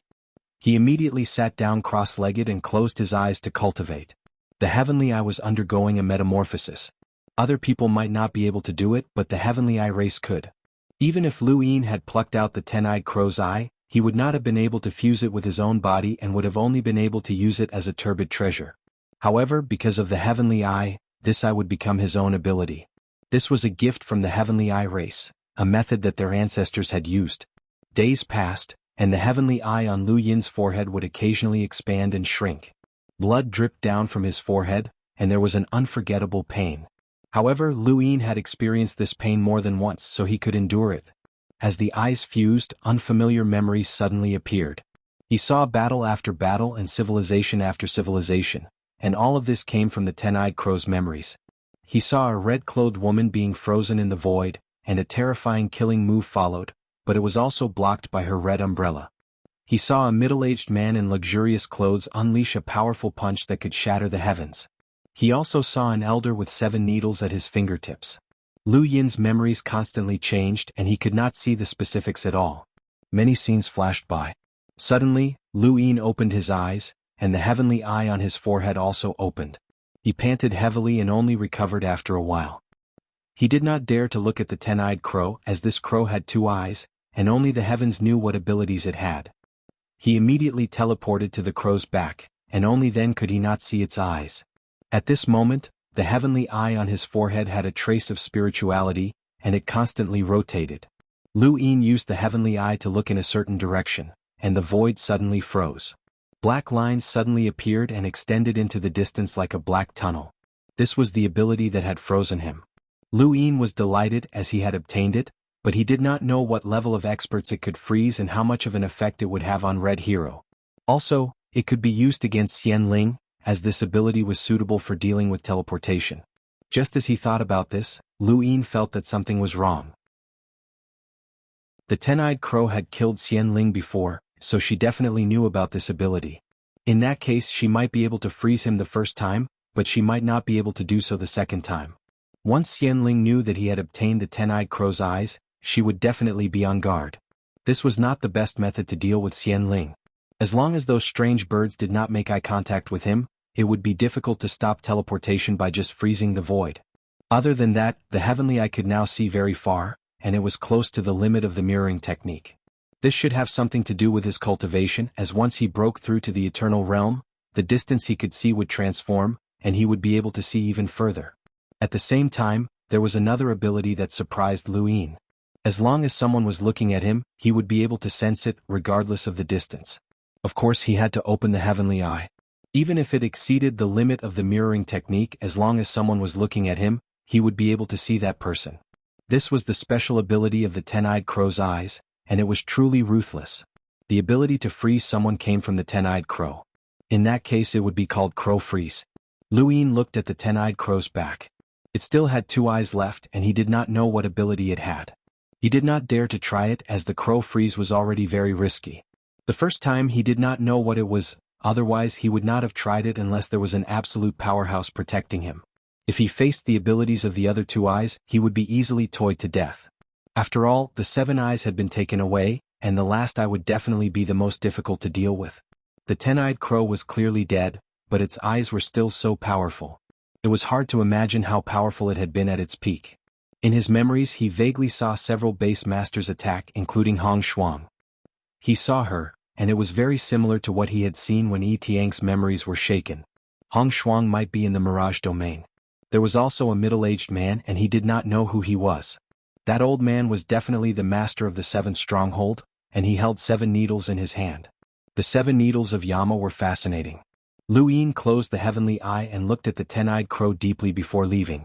In the future, he would definitely come again after he learned more about the ten-eyed crow. As for the remaining 2 eyes, he hoped that they would not be taken away by others. Extreme innate gifts were too difficult to deal with. He teleported back to the 3 universes, and as soon as he arrived, he saw Grandmaster Qingqiao and Yihai. When he saw Lu Yin return, Grandmaster Qingqiao said, "Do you not know about the forced recruitment?" Lu Yin was surprised. Forced recruitment. "You can refuse, but you only have 1 chance," Grandmaster Qingqiao said.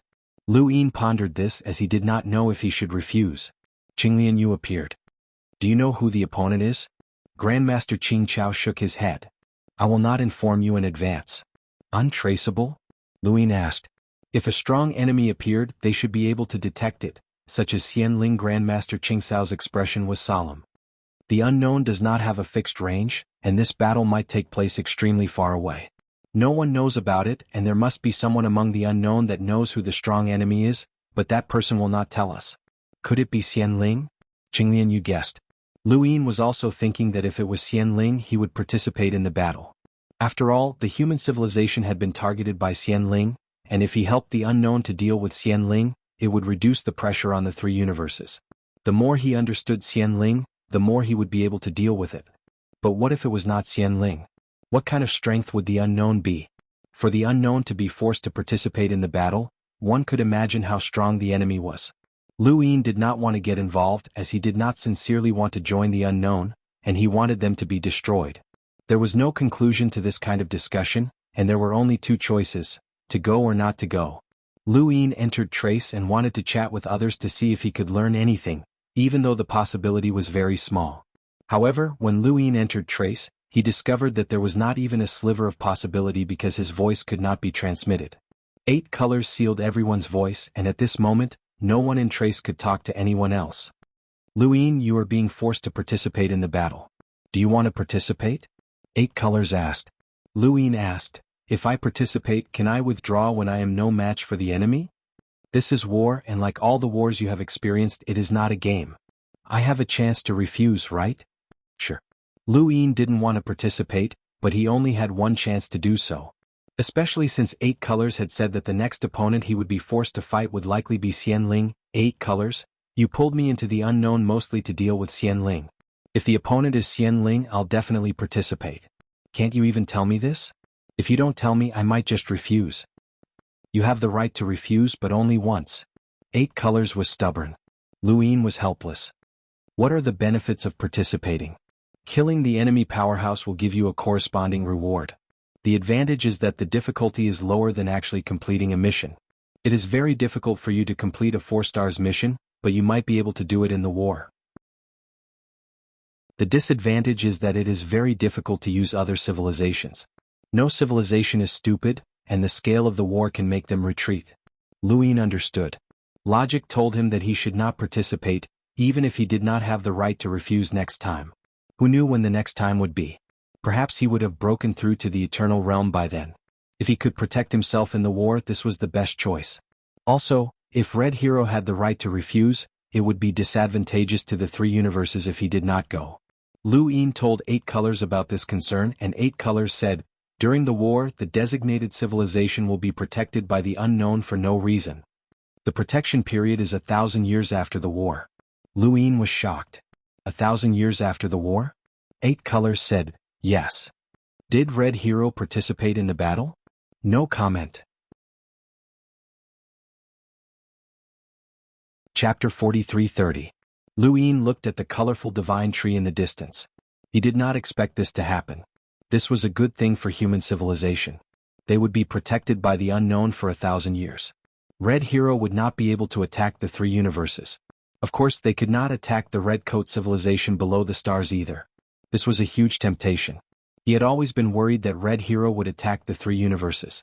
For this reason, he did not hesitate to trap Red Hero in the Red Coat civilization below the stars.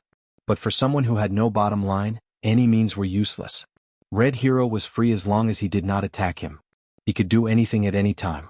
Although 1,000 years was a short period of time, it was only a benefit given by the unknown.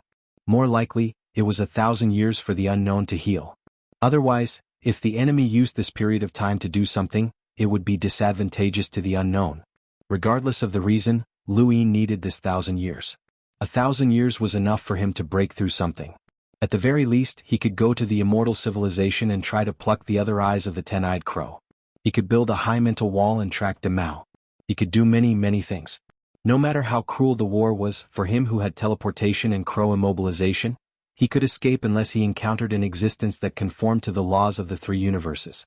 8 colors with my strength, you won't arrange an old monster that conformed to 2 or 3 universes as my opponent, right? Lu Ying asked. 8 colors said, this is war. A war that can only be won and not lost. Every unknown is precious.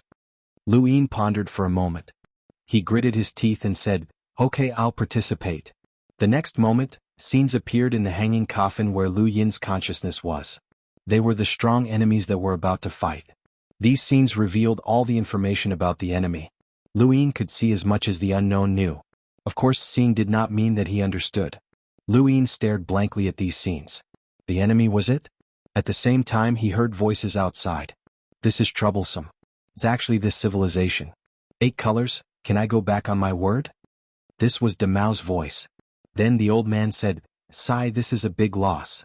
Clear also said, avoid this battle if you can. 8 colors. This is too disadvantageous for us. 8 colors did not speak. Obviously this battle was unavoidable. Lu Ying was not in a hurry to speak, and he instead finished reading through the information that 8 color had given him. Only then did he heave a sigh of relief. No wonder these old fellows didn't want to fight. That's right, Lu Ying, did that little guy participate in the battle? The old man suddenly thought of something and shouted. Demao raised his voice. That's right, where's that little thing? Come out and talk. 8 colors invite Lu Ying to join the battle. He can turn the situation around, Che said. The 8-colored voice sounded, Lu Ying agrees to participate. All right. He. Thank you. I'm counting on him. Demao, Lu Ying might not be willing to help you. So he's willing to help you. I won't help anyone, Lu Yin said firmly, which silenced Ji Zong. After a while, Clear said, Lu Yin, you should understand the enemy's civilization. Can you help us? Lu Yin's lips curled up. Nope, we're not friends anyway. Clear said helplessly, this battle is also for the unknown. Lu Yin said, for the unknown I can give my life, so I'll do my best in this battle. Everyone take care of yourselves. Kit, don't be too arrogant. Do you really think we can't do without you? De Mao shouted angrily. Lu Yin sneered, I wanted to help you, De Mao. After all, we've already visited each other. Now I won't. De Mao was speechless. Hee little guy, tell me your conditions. Hee old man, don't pretend to be deep. Tell me your family first. You don't know my family's name. I'll tell you first. Someone will know. I'll tell you about the Red Hero. It's definitely something you don't know, De Mao suddenly said.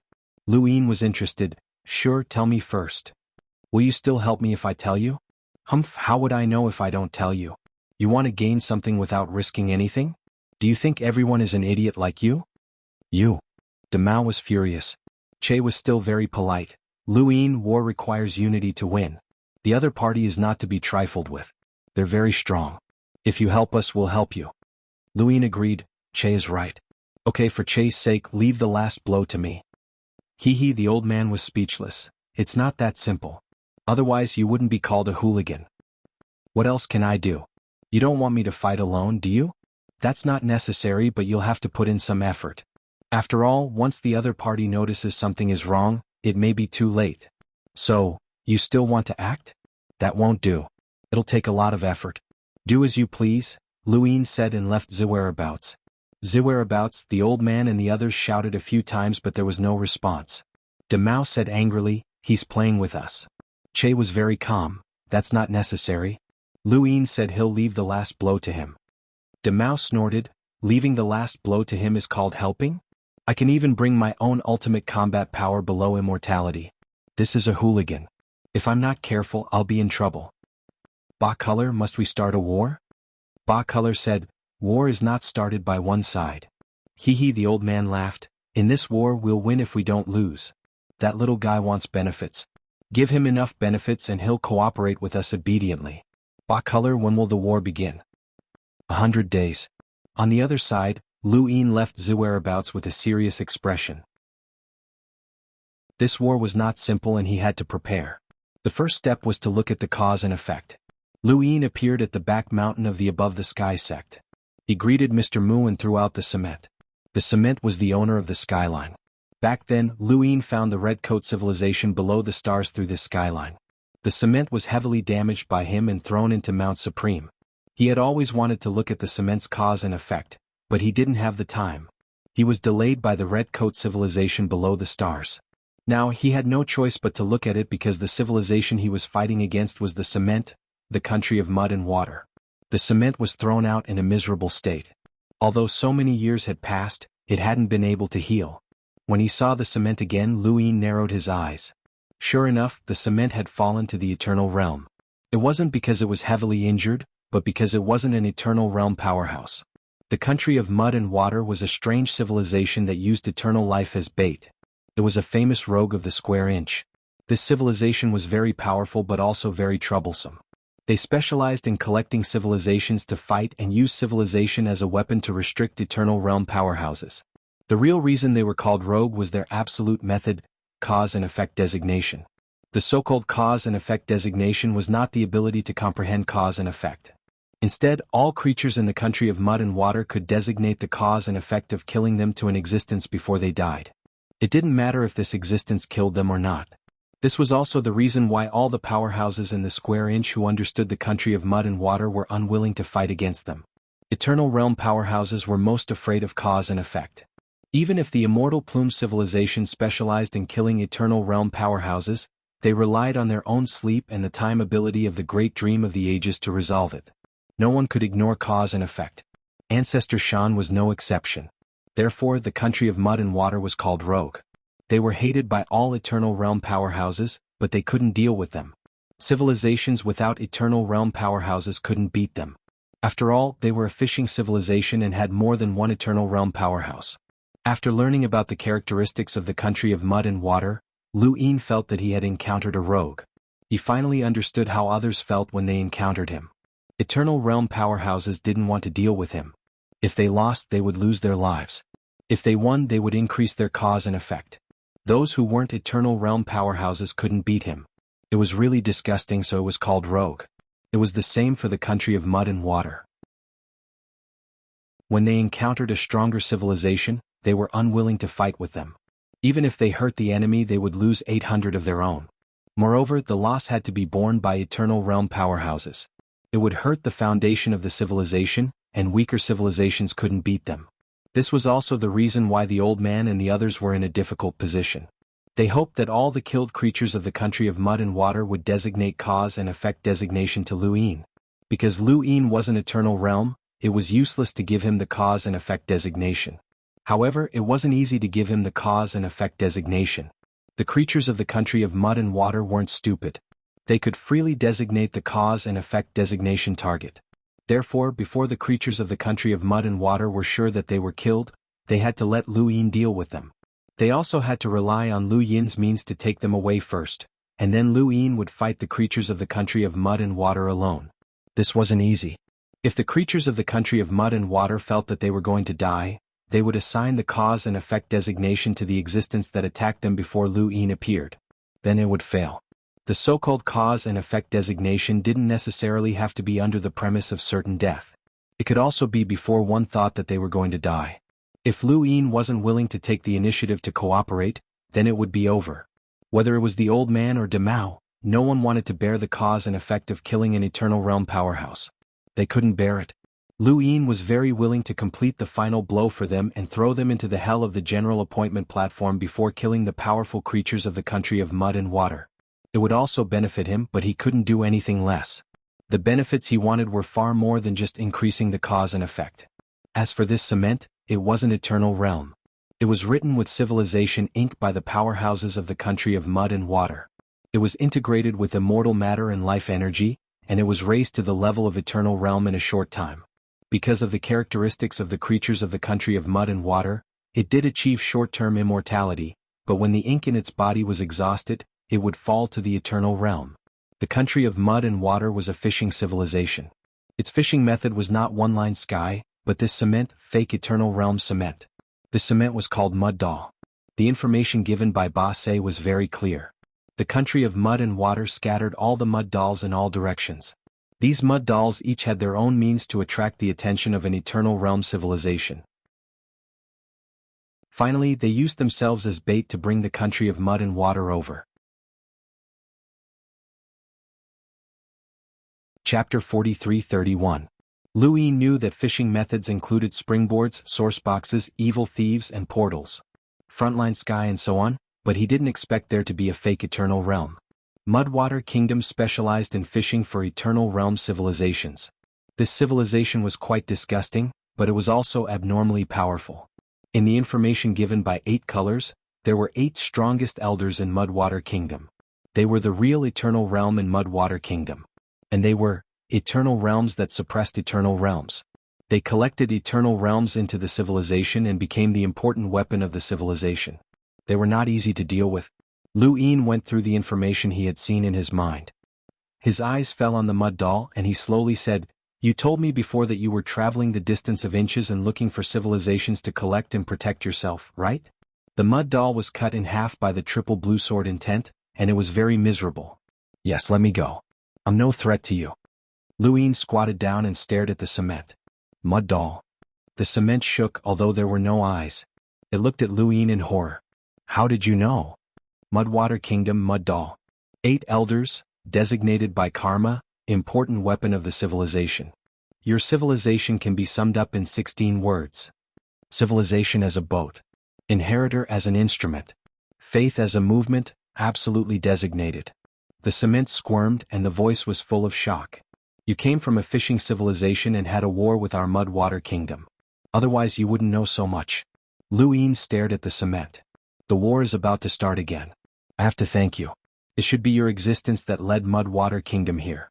Mudwater Kingdom and the fake Eternal Realm Mud doll were bait, and the Mud doll was caught by him. This war was so sudden that Lu Yin naturally thought of this. He didn't know why Mudwater Kingdom was approaching. The Mud doll said in a low voice, I'm not the only mud doll in this direction. It may be me or it may not be. Say, if I completely erase you, Mudwater Kingdom shouldn't be able to find this direction, right? Luine said. The mud doll was very calm. You're threatening me? What do you want to know through me? You should know more about Mudwater Kingdom than I do. The mud doll is only responsible for being bait. It knows nothing about eternal realms and Mudwater Kingdom. Since your civilization has fought with us, you must know the abilities of the 8 elders better than me. So it's unrealistic for you to know anything through me. Luine waved his hand, and karma pierced through the clay doll as he continuously unleashed his karmic past. Time passed day by day, and in the blink of an eye, 3 months had passed. There were only a few days left until the war began. During these 3 months, Niwa's karmic past hadn't been of any help to him. Just as Niwa had said, Mudwater Kingdom had sealed off all information regarding the Eternal Realm. He could see Mudwater Kingdom's cultivation and survival through Niwa's pasts, but he had no knowledge of Niwa's Eternal Realm's strength. How could a creature that had been used as bait bring out valuable information? 8 colors had shown Luine a lot more than Mud Doll had. Luine casually threw the clay doll into Mount Supreme and sat by the stone table. Shi brewed some tea and placed it in front of Luine. Luine accepted it, but he did not drink it. Instead, he held it in his hand and enjoyed the warmth of the teacup. Between the rest of my life and the danger of immortality, I would rather choose the former. Luine looked at Shi, and he could clearly see his own reflection in her eyes. There was nothing else in her eyes besides him. I'm sorry for making you worry. Shi smiled faintly. Looking back, the days with Chi were probably the happiest. Luine looked at the teacup. Most of the time, not knowing is much happier than knowing. Actually, people are very simple. It's enough to eat, wear warm clothes, have a lover, and be healthy. But the world is unpredictable, and it will never be as smooth as you think. The more you plan, the easier it is for accidents to happen. Some accidents will be like a bolt from the blue, catching people off guard. Shi looked at Lu Yin's side profile. So you would rather not know everything and make up for the lost happiness with peace of mind. Luine smiled. In a person's life, all the happiness they experience will eventually end in loneliness. Only peace of mind is eternal. Shi murmured, is your peace of mind selfless or selfish? Lu Yin's body shook, and he looked at the ripples in the tea, unable to answer. His peace of mind came from himself because he protected the people he cared about, but the people he cared about also cared about him. Were those people's hearts at peace? Was it selfless or selfish? He didn't know either. Shi left and Luine looked at her back. She had lost a lot of weight. I'll try not to take risks, Luine said. Shi paused and smiled. Okay. Luine drank the tea and disappeared. When he reappeared, he was already in the spiritualized universe in front of Master Qingqiao. Let's go together and join the battle. Master Qingqiao was stunned. Me? What do you think? Do I have to join the battle too? Luine didn't say anything and just stared at him. Master Qingqiao refused. I'm not unknown and there's no need for me to join the battle. Also, with my strength, I can't join an unknown war. I'm facing a fishing civilization and if I'm not careful, I'll die. Luine said indifferently, I didn't ask for your opinion. Then he took out Mount Supreme. Please come in, senior. Master Qingqiao frowned. Mr. Lu, I can't help you much. You can drag 7 treasures Heavenly Toad, Old 4, Old 5, and the others to join the battle. You can also invite Wonder Sect, Shueta, and your master to join the battle. Why did you choose me? Only you can be contacted by the unknown. Don't worry, since it's an unknown war, there's a way to contact them. The unknown means are beyond your imagination. I won't put my life in the hands of others. Compared to the unknown, I trust you more. Master Qingqiao mocked himself. You trust me? Luine was very serious. No matter what you've done in the past, it's all for the spiritualized universe. With me around, the 3 universes are safe. If I'm not around, the 3 universes will become one of the unknown missions. Maybe it won't be Lan Meng, but an even stronger enemy. No matter what, you won't let anything happen to me, right?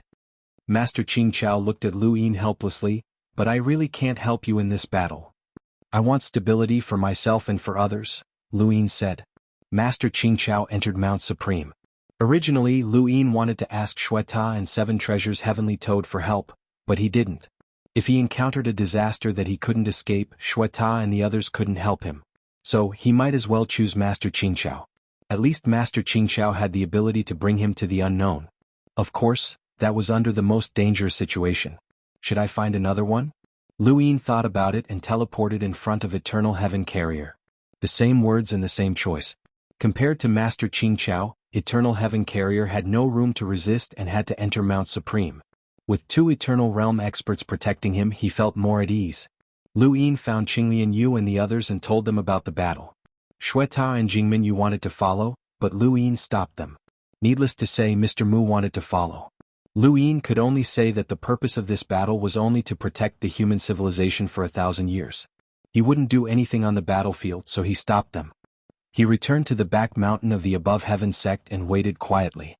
10 days later, Luin took out the red hanging coffin and drew a door on the lid of the hanging coffin. He stepped out and disappeared through the door. Long Shi's gaze was complicated. She looked at the empty stone table and the empty teacup and silently put them away. The starry sky was still the same, but there were countless grayish-brown cube-shaped things that looked like spaceships. They covered the sky and earth and flew into the distance, covering the starry sky. Luin looked up. This was a corner of the war. He didn't know where this was. The unknown door opened above the long river of time. This place might be very far away from the 3 universes, but it might also be very close. If it was because of the mud doll that he had caught that led to the Mud Water Kingdom, then it wouldn't be too far away. Master Qingqiao and Heaven-carrying Immortality were at Mount Supreme, so Luin was the only one here. The grayish-brown spaceship-like things above his head came from a civilization. Luin didn't know what civilization it was, but there were many such civilizations on the battlefield. The unknown forced conscription wasn't only targeted at them, but also those civilizations that could be used by the unknown. Some were very strong while others were ordinary. Once this method of placing a door next to a civilization was activated, it could lead that civilization into the door and bring them to this battlefield. Some civilizations would retreat as soon as they entered, but others would fight until they couldn't take it anymore. Now that the war had just begun, Luin didn't even see the Mudwater Kingdom. He used mirroring to look into the distance. He saw that the grayish stream of water was the Mudwater Kingdom from 3 days away. One by one, the cement-like creatures rushed out of the Mudwater Kingdom. It took 3 days to reach the Eternal Realm, which was quite a distance. For a powerhouse who had passed bitter adversity, it would take several years or even longer. The war was about to happen. Luin naturally wasn't in a hurry to take action. Their existence was to deal with the Eternal Realm powerhouses of the Mudwater Kingdom, not these small fries. His personal goal was to stay alive. Eternal Realm could take in civilizations, bitter adversity could take in races, and Primordial Realm could take in the stars and so on. The creatures of the Mudwater Kingdom used their civilizations as weapons, and when they encountered their enemies, they would throw out all sorts of weapons to crush them. Luin looked into the distance and saw a civilization being instantly crushed by numerous treasures. No method could withstand the crushing pressure of these treasures, and the Mudwater Kingdom also had killing methods. Combined with their treasures, they displayed the terrifying strength of a fishing civilization. That civilization immediately retreated, but in the end, not a single one was left. They were all wiped out, but the door wasn't destroyed. Luin used mirroring to see some existences in the Mudwater Kingdom pass through the door. It only took half a day for them to return and casually shatter the door. The civilization behind the door should have been taken in. He turned to look in another direction where other civilizations had appeared. Door after door appeared in the sky, and he didn't know how many civilizations could be used. Would there be fishing civilizations among them? Luin didn't see any on this battlefield. He only saw the Mudwater Kingdom being dragged in a certain direction by the Eternal Realm. Chapter 43-32.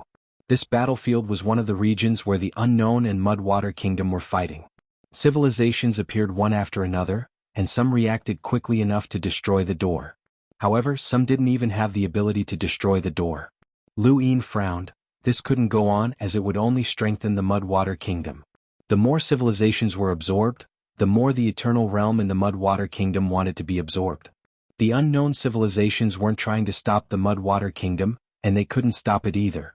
They were forcing Luin to take action. 8-Color was a sly old fox. Lu Yin's figure instantly disappeared, and he appeared directly above the Mudwater Kingdom. He clenched his fist. Boom. The Mudwater Kingdom below wasn't a true Mudwater Kingdom, but rather an Eternal Realm region that was also called a Mudwater Kingdom. An Eternal Realm was a unique feature of a Mudwater Kingdom. The true Mudwater Kingdom that 8-Color and the others were talking about was a powerful kingdom that could contain the 8 elders of the Mudwater Kingdom. The ruler of that kingdom was called Beal, and he was the strongest person in the Mudwater Kingdom. He was a terrifying existence that even the unknown civilizations feared, and Lu Yin couldn't afford to provoke. The current ruler of this Mudwater Kingdom was one of the 8 elders, Gui. He didn't need long to confirm this. Of the 8 elders of the Mudwater Kingdom, Beal was the only one. He could touch the rest. A terrifying force followed the force of his fist. It fiercely bombarded the Mudwater Kingdom. Within the Mudwater Kingdom, various civilizations' treasures were sent flying by Lu Yin's terrifying strength, but he didn't destroy them. After all, they were all civilizations. Of course, he didn't specifically protect them. Other than the human civilization, none of the civilizations in the core region were on Lu Yin's list of protection. He wasn't a saint and he couldn't protect everything. He could only protect humans. A scoundrel? A low voice came from within the Mudwater Kingdom, and a cement-like creature appeared and stared at Lu Yin. I've never absorbed a scoundrel before. You're the first. The cement stretched out and transformed into a claw that grabbed at Lu Yin. Behind Lu Yin, streaks of triple firmament sword intent gathered and slashed out. The triple firmament sword intent slashed at the claw, leaving no trace behind. How can a scoundrel like you resist the heavenly mud ghost claw? Little thing, be obedient and be absorbed by me. Ha ha ha ha. Mud ghost laughed. Lu Yin raised an eyebrow. With the power of time, he immediately dodged to the side. The space around him froze and time seemed to stagnate. The sharp claws appeared but they missed. However, in the next instant he felt a sharp pain in his back. He turned around and saw that the claw that should have missed was now behind him. When did it happen? In the country of mud and water, Mud Ghost was also surprised. I can't even hurt you. Little thing, your defense is quite strong. Again. After saying that, the heavenly mud ghost claw disappeared. Lu Yin narrowed his eyes and dodged to the side, but the same thing happened again. The heavenly mud ghost claw that he could see wasn't the real thing. The real thing had suddenly appeared above his head to grab his head. If Lu Yin hadn't been vigilant, he would have been caught. Let's see how many times you can dodge. Lu Yin stared at the heavenly mud ghost claw and finally understood. This move used time coordinates as its movement point, allowing it to attack slowly. The most straightforward meaning was that there was room for regret. When the attack missed, Mud Ghost could take a step back and reposition the attack. It was really insidious. This move used the power of time. It was similar to the secret of plan retraction, but one was time while the other was space. Plan retraction was far from being able to appear on the battlefield of Eternal Realm experts, but this move could. It was difficult for ordinary people to dodge, but for Eternal Realm experts who could see through time in their own defenses, this move wasn't very effective. Mud Ghost had underestimated him. Lu Yin didn't expose himself that quickly, and he dodged time and time again. Occasionally he would be caught by the heavenly Mud Ghost claw, but Mud Ghost seemed to be toying with him. In its eyes, Lu Yin was being forced to his limit time and time again, and it would soon catch him. The value of a rogue was quite high, and it was equivalent to having a weapon to kill an Eternal Realm expert. There was no rush and Mud Ghost Claw couldn't die so quickly. What kind of civilization are you? Why are you here? Lu Yin asked. Mud Ghost sneered. You must have come through a portal. How sad, you don't even know who the enemy is or how you got here. Little thing, follow me and don't resist. I'll bring you to my civilization and avenge your civilization. Avenge? Of course. That portal belongs to the unknown, and you are a civilization targeted by the unknown that can be used. The unknown can use you to attack other civilizations at any time, and they can also destroy you. Lu Yin pretended to be confused. What are the unknown? Mud Ghost couldn't have imagined that Lu Yin belonged to the unknown, because there had never been a non-Eternal Realm expert who had joined the unknown in history, not even a rogue. The rogue had seen more than one of the unknown's many years of existence, but he had never joined.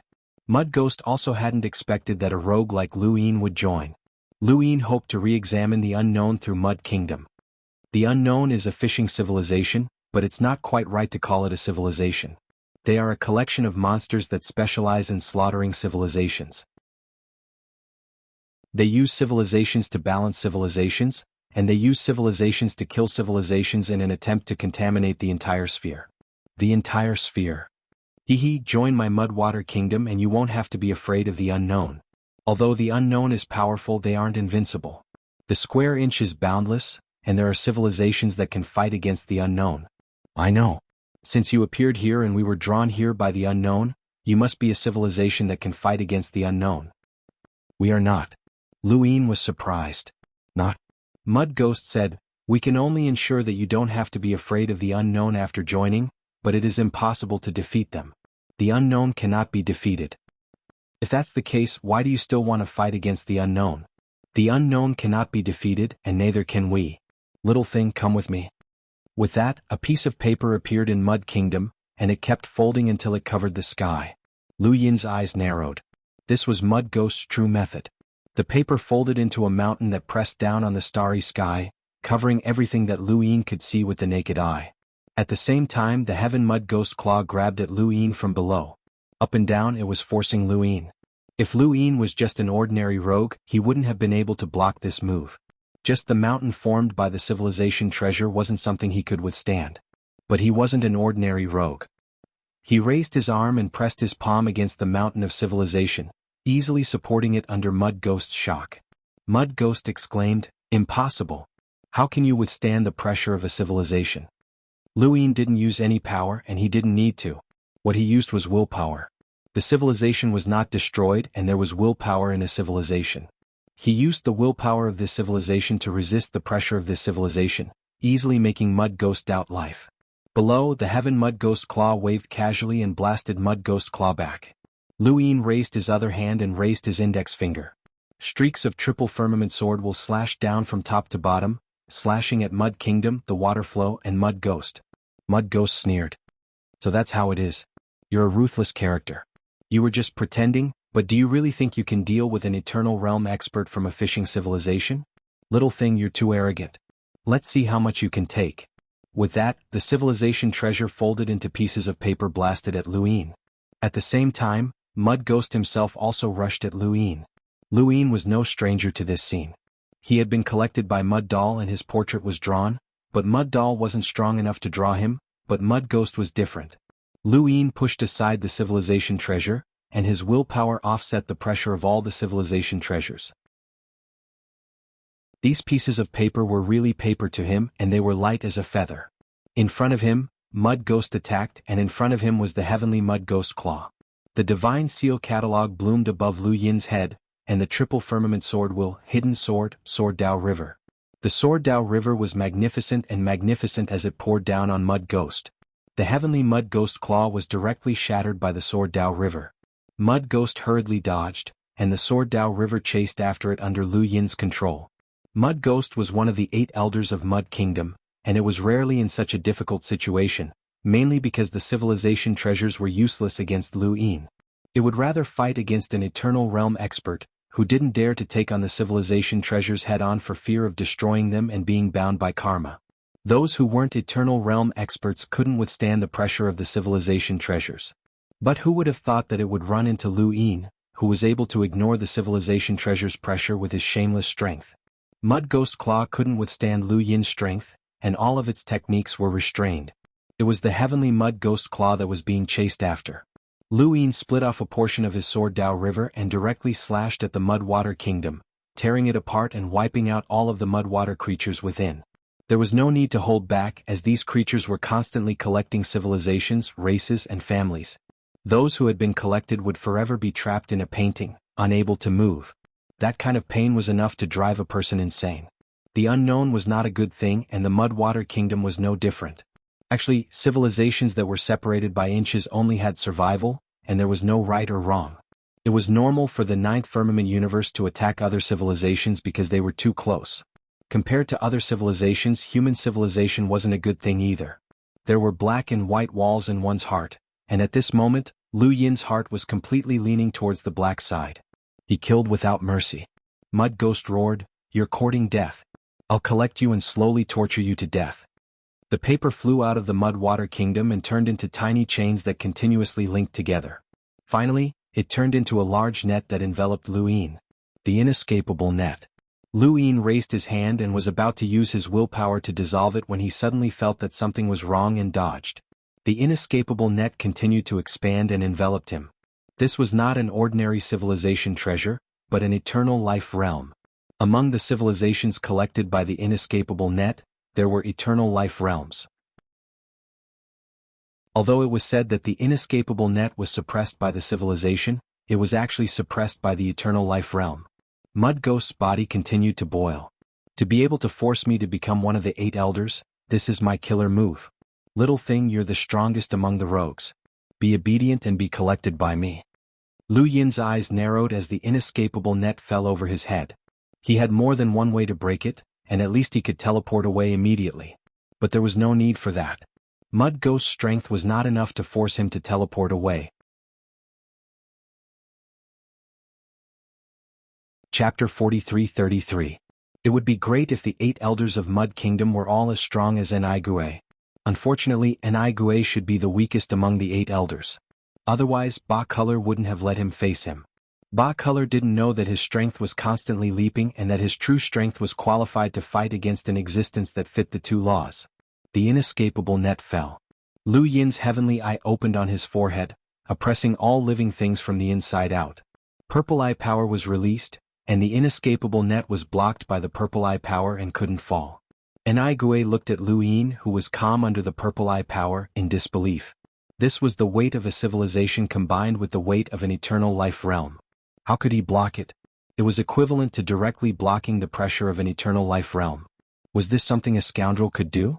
The standard of the 8 elders of Mud Kingdom was to include eternal life realm experts. Otherwise, even if they achieved eternal life, they would be included by the 8 elders. Therefore, there would always be only 8 elders in Mud Kingdom. Enai wasn't the weakest of the 8 elders, but he was still below average and not strong.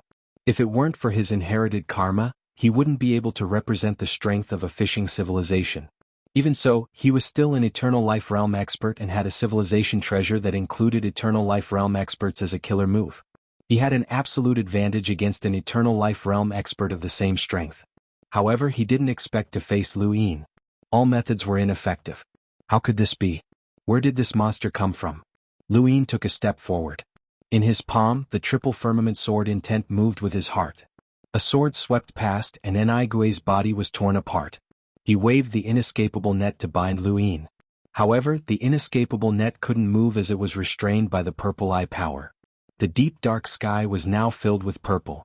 Lu Yin slashed down and cut open Enai body.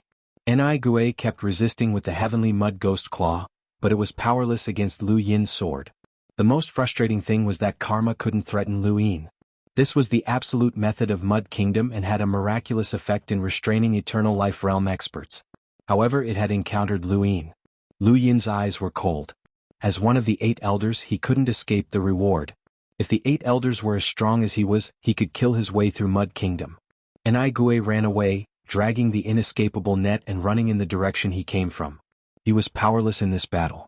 With Lu Yin's restraint, more than half of the 8 elders couldn't do anything to him. Suddenly, it thought of a possibility. You're from the unknown. Lu Yin sneered. It was too late to think things through now. If he had let Mud Ghost know that he came from the unknown from the beginning, he would definitely be more cautious. Of course, no matter how cautious he was, it was useless. He could not make up for the gap between them. The greater the number of cultivation methods, the greater the advantage of being able to counter powerful enemies. Lu Yin had encountered many experts who could be countered by him, but it wasn't a coincidence that he was able to counter them. It was only because he had cultivated too many different techniques that he was able to counter too many powerhouses. The Sword Dao River.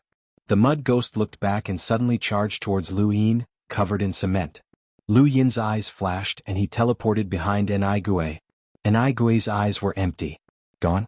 So fast? Purple eye force covered the surroundings, and the outer eye incarnation appeared.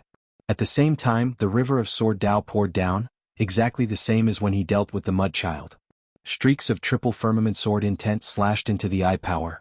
Countless heavenly clay ghost claws suddenly appeared around the Mud Ghost, and at the same time, an indescribable feeling enveloped it. It was an invisible world, and Lu Yin immediately retreated. He had almost forgotten that an eternal realm cultivator could use such a technique. To a certain extent, the invisible world created by the cultivation of laws was a killing move. With a bang, the outer eye incarnation shattered, and Lu Yin retracted his eye power. In front of him, countless heavenly clay ghost claws came from all directions. Boundless my world. Enai's voice was extremely low, filled with madness and malevolence. Its entire body was contorting, and it seemed that it was also suffering great torment. Soon after, more mud ghosts appeared and spread out like clones. Lu Yin frowned.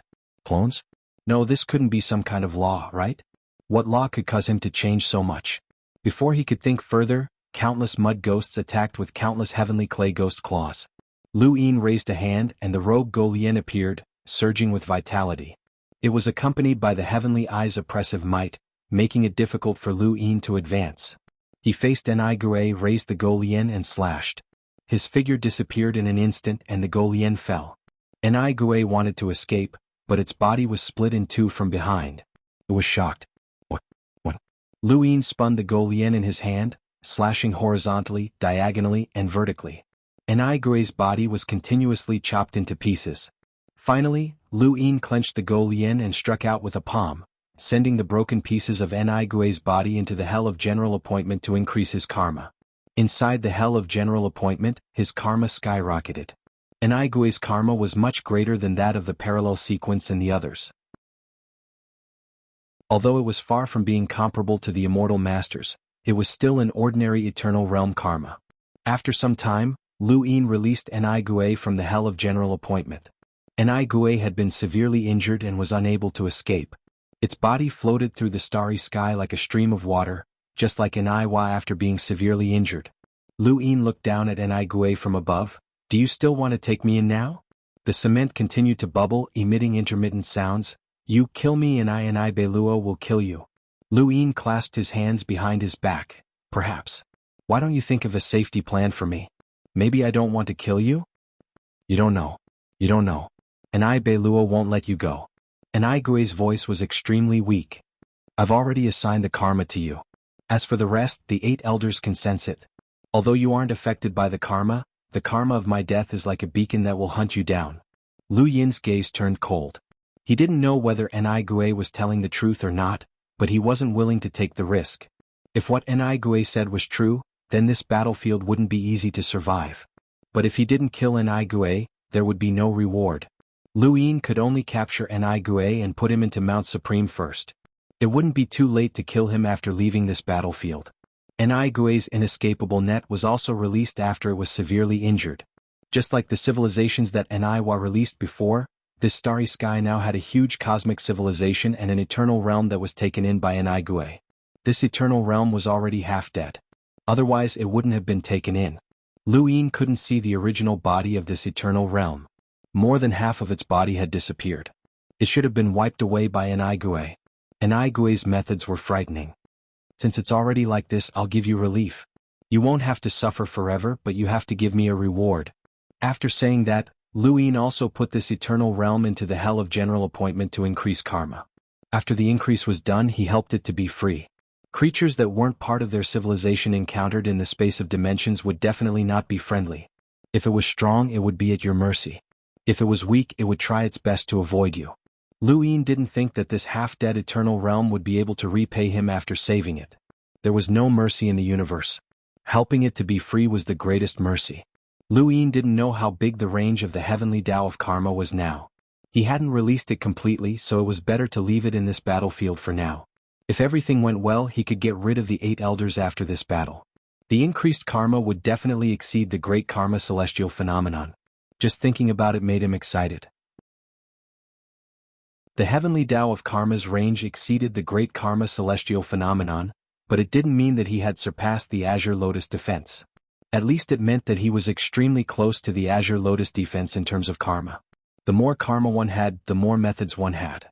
And these methods still had to be hidden in this battlefield, not only because of Enai Gue but also because of the unknown. Lu Yin had never forgotten that the unknown was one of the greatest enemies of human civilization. This had never changed. He looked around and didn't know how big the battlefield was. He could see the distance of an eternal realm with his mirroring technique, but he couldn't see where the other battlefield was. Perhaps the battlefield had already left the spatial range. A war between fishing civilizations, especially a battlefield of unknown behemoths, was actually beyond the imagination of ordinary people.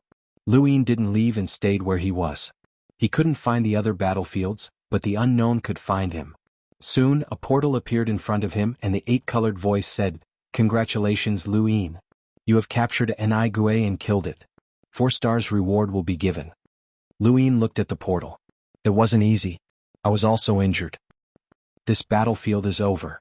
Please support the other battlefields. Were there any battlefields defeated? Yes. Did anyone die? Please support the other battlefields. Lu Yin frowned. What if I don't? This is war. The overall situation is more important. If you don't support, all rewards will be cancelled. You don't want me to support an IB Lowe's battlefield, do you? This is war. The overall situation is more important. The unknown won't let any member die on purpose. Then please tell me which one of the 8 elders you're supporting. The 8-colored voice said, Lu Yin, please support the battlefield. Lu Yin frowned. He wanted to refuse, but if he did, he would lose the reward. This battle was not worth it. Okay, I'll support. If worst came to worst, he wouldn't do anything. He walked towards the portal step by step. Finally, he passed through and arrived on a desolate planet. He saw a corpse, Lan Meng. Lu Yin stared blankly ahead. Lan Meng had died? Behind him, the portal disappeared. He immediately teleported away. Not far away, a pool of cement was bewildered. He ran away? How could he be so fast? He disappeared in an instant. Who knows if such a thing exists? Far away, Lu Yin looked back. He was quite a distance away, and even if there were powerful enemies spying on him, they wouldn't be able to immediately find him. He used mirroring to look at the spot where he had just left at Lan Meng's corpse. Lan Meng had actually died, which was something Lu Yin had not expected. Lan Meng's strength was considered very formidable when it came to harmonizing with one of the universe's laws. Combined with the unknown floating coffin and portal, it would be very difficult to kill him unless he encountered a battle similar to when Lu Yin had joined forces with Mr. Mu and the others to kill Hua Meng, or a powerhouse who had harmonized with 2 laws. Even a powerhouse who had harmonized with 2 laws might not be able to kill Lan Meng, who was focused on escaping. However, Lan Meng had just died. Lu Yin looked around and saw Lan Meng's corpse again. He also saw the shattered floating coffin and portal not too far away from the corpse. Lan Meng had tried to escape, but had he failed? Just like Hua Meng. That you're tuning in to the Sword Dance in the Vast Sky YouTube channel. Don't forget to subscribe and join us on this journey to catch the most captivating stories.